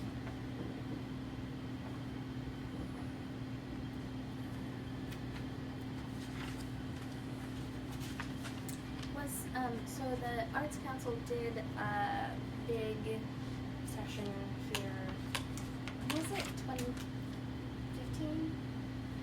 They did a tour around the state. That's right. And they specifically came to Brattleboro to get the Brattleboro art community's hopes for goals Right. and all that stuff. Is that information? No. I can get it. It's I not can in tell you here, that but I it's can not get in there it. because I did not know Right. about it when it was updated. Right. The Arts and Economic Prosperity study that was done here, I thought was Yep. done in 2008, Yep. not? It said something about 2011 in here. There was a study in 2012, but not 2011. It's paragraph. It was probably a 2012 state report. They did it in 2011, maybe. No. It was conducted in 2012. It looked Okay. at information from 2011 fiscal year and 2012. Oh, okay. But I don't know if they actually did it then, because I don't remember ever seeing the data from that. But I definitely Was know this they the had one a that the Arts huge Council of thing. Wyndham County undertook? Yeah, I know they definitely did it back in 2008. Right, Okay, I'll double Published check. in 2009. right, okay. Um, We might Uh, try and track it down. I'll talk to Zahn and a few other people. Okay. So I was wondering if the Arts Council of Wyndham County's work was at all part of what the plan is, because I know they were a partner in some of the post 2013 work. It's not discussed in here at all. Right. Well, weren't they the people who did this art and economic prosperity study? No, because, well, they may have, that's done by a larger, I mean, they participated in it, but that's done by, the Americans for the Arts. Right. Yeah, But they reached out and they, paid for it. oh, they paid It's an Yeah. expensive study. Yep. Um,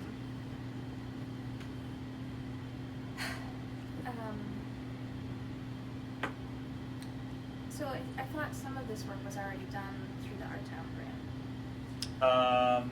Did it not meet expectations and therefore not get checked off? This is the all, list? No. this all, It's because I did the editing to this, and Yeah. I think this was one of the first ones I did.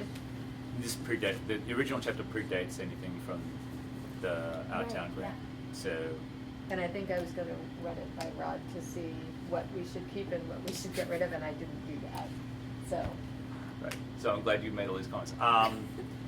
There was an inventory that was funded partly out of the Our Town grant and the atlas itself, but I wouldn't necessarily identify the atlas as a, Google Map quality, partly because it was understood then and it's understood now to be really transitory. So, whoever was operating a studio, it is fairly mobile, or And so that wasn't really the purpose of the atlas so much as other things. And I think that the Arts Council of Wyndham County was going to take on the task of maintaining inventory. I don't know, in conjunction with the arts community, and I don't know where they're at with that. So we can find out. NECO? Did you say NECA? NECO. Yeah. Service. Yeah. It's not mentioned. Is it not mentioned at all? No. I didn't find it. Not at all. Is there a reason they should be mentioned, or Well, my like question would be, I mean, is it, CDYT, or, I mean, this is where we don't wanna get too kind of, Right, like We you do do wanna get mention to the Women's Film Festival and the Literary Festival, Yeah, like don't so- mention the Southern Vermont Dance Festival. Yeah, Like, what- Yeah.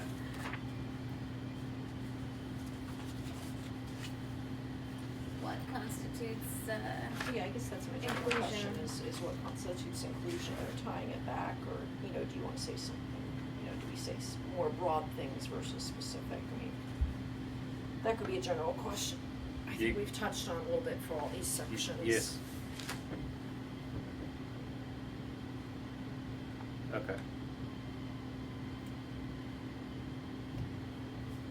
Maybe, I don't know where you make that determination, but if it's, you know, is it in terms of economic impact or number of people served or what have you, Right. Okay. just thinking out loud. That's fair. It's a good observation. I don't know if we've got a explanation as to why some are included or not. So I don't even remember. no, It's fine. I can't recall. I don't think it was anything. It was not to, yeah, Right. I think it was to give examples. Yeah, To be, it was you know, illustrative it rather was than not- definitive. Yeah.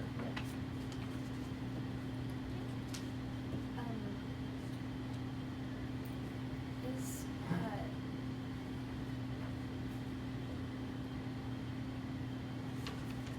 I noticed that the library and rec department weren't included in this, which was sort of shocking because the rec department has so many spaces and facilities that are used for arts, from the dawn dance to Shakespeare in the Park to ballet in the park, and the library offers so much cultural programming Right.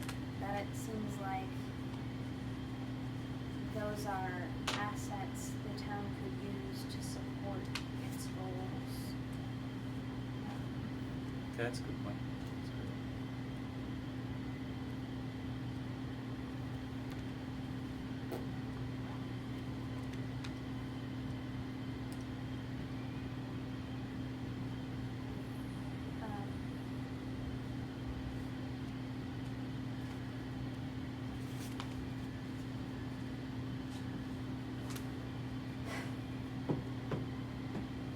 It's okay.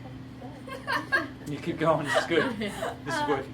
And We should mention how much we appreciate your work.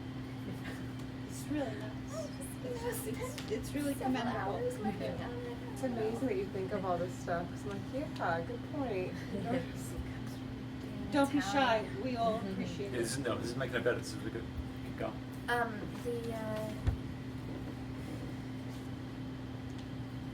Increasing awareness of the arts in Brattleboro. And I think this applies to more than just the arts section. But it doesn't necessarily, I don't know, does the town do tourism and that sort of thing? Isn't that more like the chamber or Mm-hmm. Yeah. The Downtown the Brattleboro downtown group? Alliance and Chamber. So it was interesting that 8.2.2 is on the town. I think that was Yeah, because of it's the a arts one- committee, yes. though, that the work that they do. Right.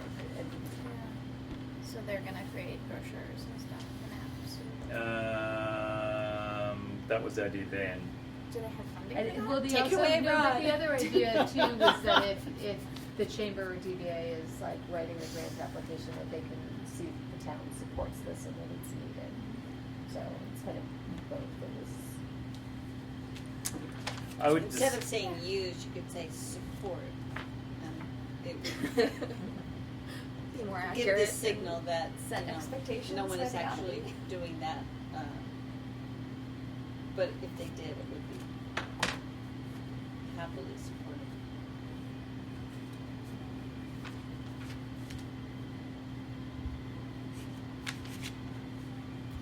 Actually, the state is supposed to do this, and right.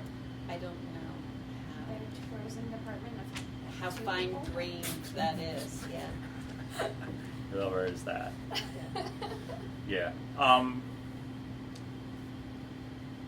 it's happening in other communities, but it's driven by organizations and chambers and downtown groups, so it's Right, which was not- actually the purpose to some extent of the Our Town grant, which was to sort of foreground or illustrate how other communities approach the same issues or same activities, right? So it doesn't have to be town-led per se. And it didn't produce the kind of cohesive response that some of us might have hoped for, I guess. You know, I think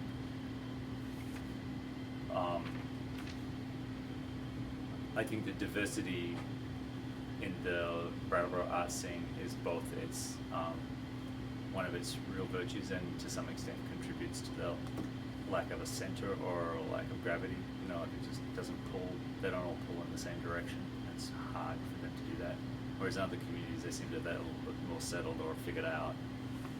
And there is a more organized form of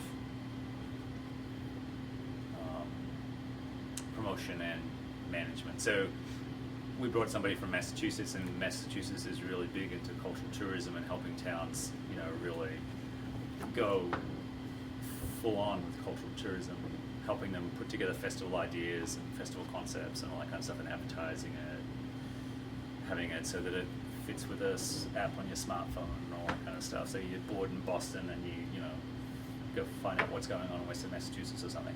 So when that person came as part of the Our Town program, we got pushback from artists who said that they didn't, I mean, I'm not saying this is definitive because there was a handful of people, but they resented, Cookie cutter for that?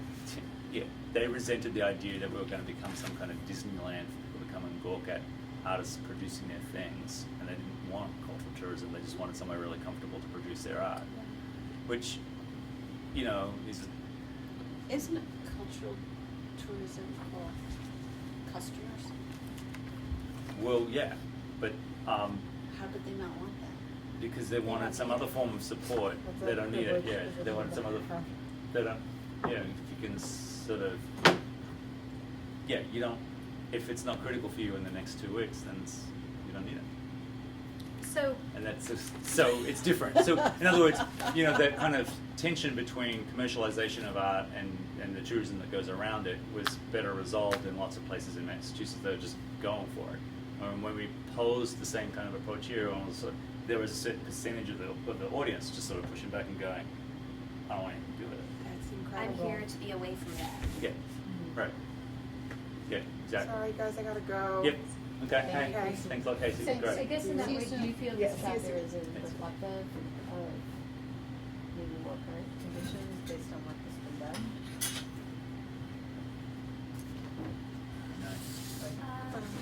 I think that it has some things that have been tried and tested and proven that It's not, we're not just, for you. that's not. It's not where we're at. I mean, that's the only conclusion we really reached, which was, you know, when offered these things on the buffet, people walked straight past, and they just didn't pick it up. So it's like, okay. So maybe we And need to work on this. there are other values to having a creative industries in our region other than tourism. Yes, I think that's true. All right. I mean, that was the whole thing. A lot of the background to this also was the notion of whether we should have a cultural district or not. Should. Yeah. Well, this is the way it played out. Everyone said, well, why would you have the cultural district downtown? What about the cultural district being in West Brattleboro? And we were like, okay. and people started producing maps on the spot saying, look, there's more artists per square foot in West Brattleboro than there are downtown, or what about Cotton Mill Hill or something? And so straight away, people could not Did they really understand the goal of Yes. establishing a home yes, business? they could not resolve where this district should be, and so right, and so We all do different. so that just went out the window. It's just like, oh, okay. So we couldn't. There was no consensus around where to put the district, or what the purpose of the district would be, right? And so, again, in other communities, they're more resolved around where, if you're going to have one, where to put it, and they figure out, you put it around the equivalent to, a major theater or something, you make some kind of decision. You can, if that tourism is your goal. Yes, exactly. That was If tourism isn't your goal, you put it in an area that you want to be right, developed. and that was exactly how that stuff played out. There were deep differences, and there wasn't any obvious form of consensus emerging. So, So we need to look at this one. yeah, I think so. Yeah, I noticed at the bottom of this one, we've got creating an online interactive website for arts and cultural services. Yeah, Based on what you've been saying, like, Yeah. Yeah, it sounds like that's. Right. Yeah. sounds like that would be a tough sell. Though, having an arts and culture section on the town website is lovely. Yeah, I mean, the other thing I'd say here is that, and you might be able to comment on this better than anyone, the Vermont Arts Council has been working really hard at developing a calendar and an app that allows for people to figure out what's going on across Vermont, and communities can just upload stuff to it. You know about it? I don't. Okay. I Right. haven't Yeah. heard much Right. from the Arts Council in a couple of years. Okay. Okay. I mean, then the point there was that for individual communities, it's too expensive and too difficult to do. But aggregated at the level of the state, there's enough resources to be able to pull it off if it's done well. So yeah, we should check that out. Okay. Then the other piece was, yay, infrastructure and considering arts, and yay, considering putting some money to public art. I wonder if the two can be combined into a very small percent for art project for any infrastructure project in town. Rather than So there's the vaguely aesthetic saying review we'll put committee some for the money. bridge. Is there?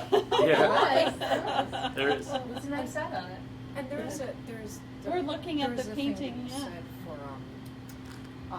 public art enhancing again other sectors of what the town's goal on the plan. So if Right. people are coming here for reasons and they're Right. seeing public art, Right. that's increasing their enjoyment of being in the space, whether they're Value added. residents or visitors. Yes. It's there is something to that. So even if Like we have we want to iconoclastic things. artists who don't want an official process, and I love those folks. Yes. But it's just giving them outlet to show things is helping everybody. Right. The next time you're at the airport at Bradley, if you look above the check-in desk on the Delta, it's Delta, there's two really quite amazing pieces of art hung above where you check in, just on the wall. They're just really interesting artists' perceptions of what it means to travel. So, and it took me going there for years before I actually even noticed it. Like you got to move past the Lego thing, which is kind of cute, but not really that cool anymore. And there's The usually Lego of Mark Twain's house? yes, the Lego of Mark Twain's house. That's right. And then there's usually a boat or a car for sale or something. What's that? Don't diss the famous Sunlighter. The really beautiful Mark Twain house. It's a cool house. It is a It very is. cool house. And Legos are cool. And Legos are cool. Therefore. Yeah, therefore it's very, very, very cool. But what I'm trying to get, so one of the things that we don't, is incorporate art in everyday functions or places. And so it seems to me just as appropriate to have art at the wastewater treatment plant as it is, you know, at the museum. Here's the art at the Delhi airport. I thought it was very good. As much as I hated being in the Delhi airport 5 times. I What are thought they? it was very Okay, good. so There's, they're it's doing quite weird nice. things It's that. a hand, The it's Dartmouth Children's like a Hospital. Buddhist hand. Yes, there is. Yeah. Yes, it is. Chad. Okay. We could have That's some pretty cool. lovely art in the Brattleboro hospital. Right. Yeah. Yeah. Exactly. Yeah, I was just saying, Chad, my son was up there and we had, there was lovely art in the Children's Hospital, interactive art. Right. Kids could play with it. Right. It was nice. Right. Cool. Okay.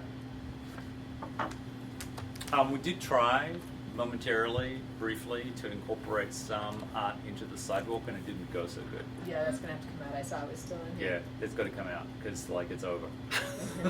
Yeah, It was up. It was up for years though. Yeah. Which one, or There was all one in three of Harmony. them? No, That's in the one my Harmony daughter participated in. Where there's like stuff in Yeah. the cement? Yes. Love that, that's awesome. And then there's some in front of, I You know, think, I Hotel like it Pharmacy. Yep. There's the granite one with the designs etched into it, and then there's the Yep. sort of sad one that got defaced when it was getting made. I like the murals too, Yeah, those, the ones from Scott. Borowski? Yeah. Yeah. The Mangles last names, Don's, the bottoms of some of the buildings are cute. Oh, yeah, I know you mean. You like those? he's a weird guy, but he's awesome. His work is awesome. I can't remember his first name. Scott. Scott. Scott. Yes, Scott. Right. Scott Borowski. Yeah. Okay. There were a lot of really interesting projects that got pitched at the Our Town final stage Yeah. that did not That did not make it. make My it. neighborhood is painting on telephone. That's right. You are painting, or Feet they of have paint. been? We are painting on lots. That's a wonderful project. That's good. All right. So, anything else about this chapter? I'm good. You good? How about you, Jessica? If you've got more to add later, you should feel free to do it because it'll benefit from your input. No, I'm serious. I will certainly sit down with you Yeah. if you want. Okay, that'd be great. Actually, it'd be really good. Much appreciated. All right. Seriously. Yeah. So next month we'll do the other chapters? Part of them. Yeah. There's some big ones. There are There's some big ones. It's going to be pretty challenging. Maybe you want to give them to us early so we'll have more time to That's review. the idea. And the other thing we need to talk about is that meeting date.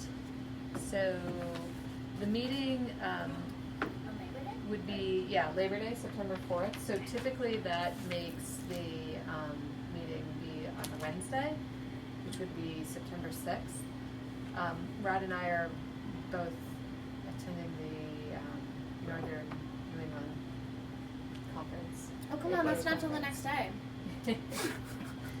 Yes, but I've been planning it, so I might be there that night. Oh, wonderful. Been involved. Oh, I should Um, probably go.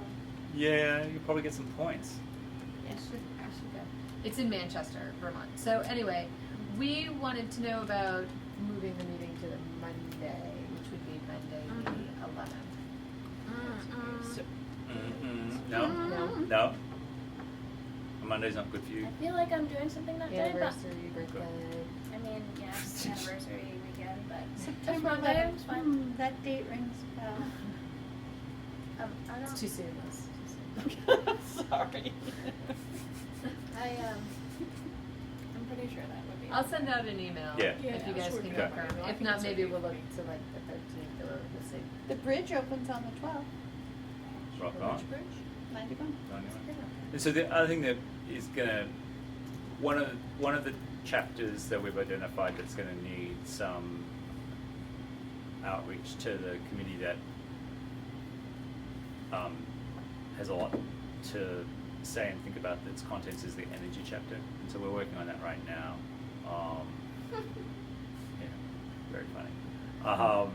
And we're hoping that that will go relatively smoothly, but it's also a fairly fluid field, partly because of the whole Paris Accord dropout thing and And some state energy state stuff energy in- requirements. So There's the so-called comprehensive energy plan that the state has developed, which requires municipalities to engage in what they call enhanced energy element of the plan, and our existing energy chapter is fairly comprehensive in that regard, but not drafted or sort of framed in exactly the same way. And so we're now, ironically, more constrained about what we can say in that chapter, but also more compelled to say. So there's some top-down planning that's been going on from the state, and we're going to have to end up responding to that, I guess. Can I ask a technical question? Sure. Did we lose our quorum? Yes. We didn't make Yeah. any We decisions. didn't Okay, make we any didn't make any decisions. Yeah. That's the good news. So we're not sure yet whether we want to have a meeting on the 11th? Well, we need to find out We need if to find out if people can do it. Jess is available and So you'll send Casey around and an email? Kathy. I'll Yeah. send around an email. I'm probably gonna wait to hear from the four of you and then schedule it because Kathy's out of the country, so. Okay. We do have 2 openings, so if anybody knows of Yes. anybody that's interested in joining the organization. Yeah, that'd be good. What kind of people are you looking for, or what interests or demographics or skills or? Interest is People who can make Monday the 11th. I think people that care about the Yeah. community, I mean, unfortunately, this is a weird time because we have to do this, but then we're back onto the pub. But you know, it's a the really good pregnancy is introduction to anybody who wants to Yes. join, that they Yeah. get this comprehensive They're gonna review get before this we little start. lesson right at the get-go. Right. Yeah. Right. So then there'll be the downtown, we will go back to the Lesson downtown about the master plan, get-go? So, somebody interested in, there'll be public meetings, we clone all of you guys, so. Yeah. I don't want, Oh. I was just gonna make sure it doesn't waste. Well, it won't be waste, but, I'll be being mother. all right, so are we Okay, going to? shall we Adjourn. adjourn? I All will- in favor? Aye? Aye. Done.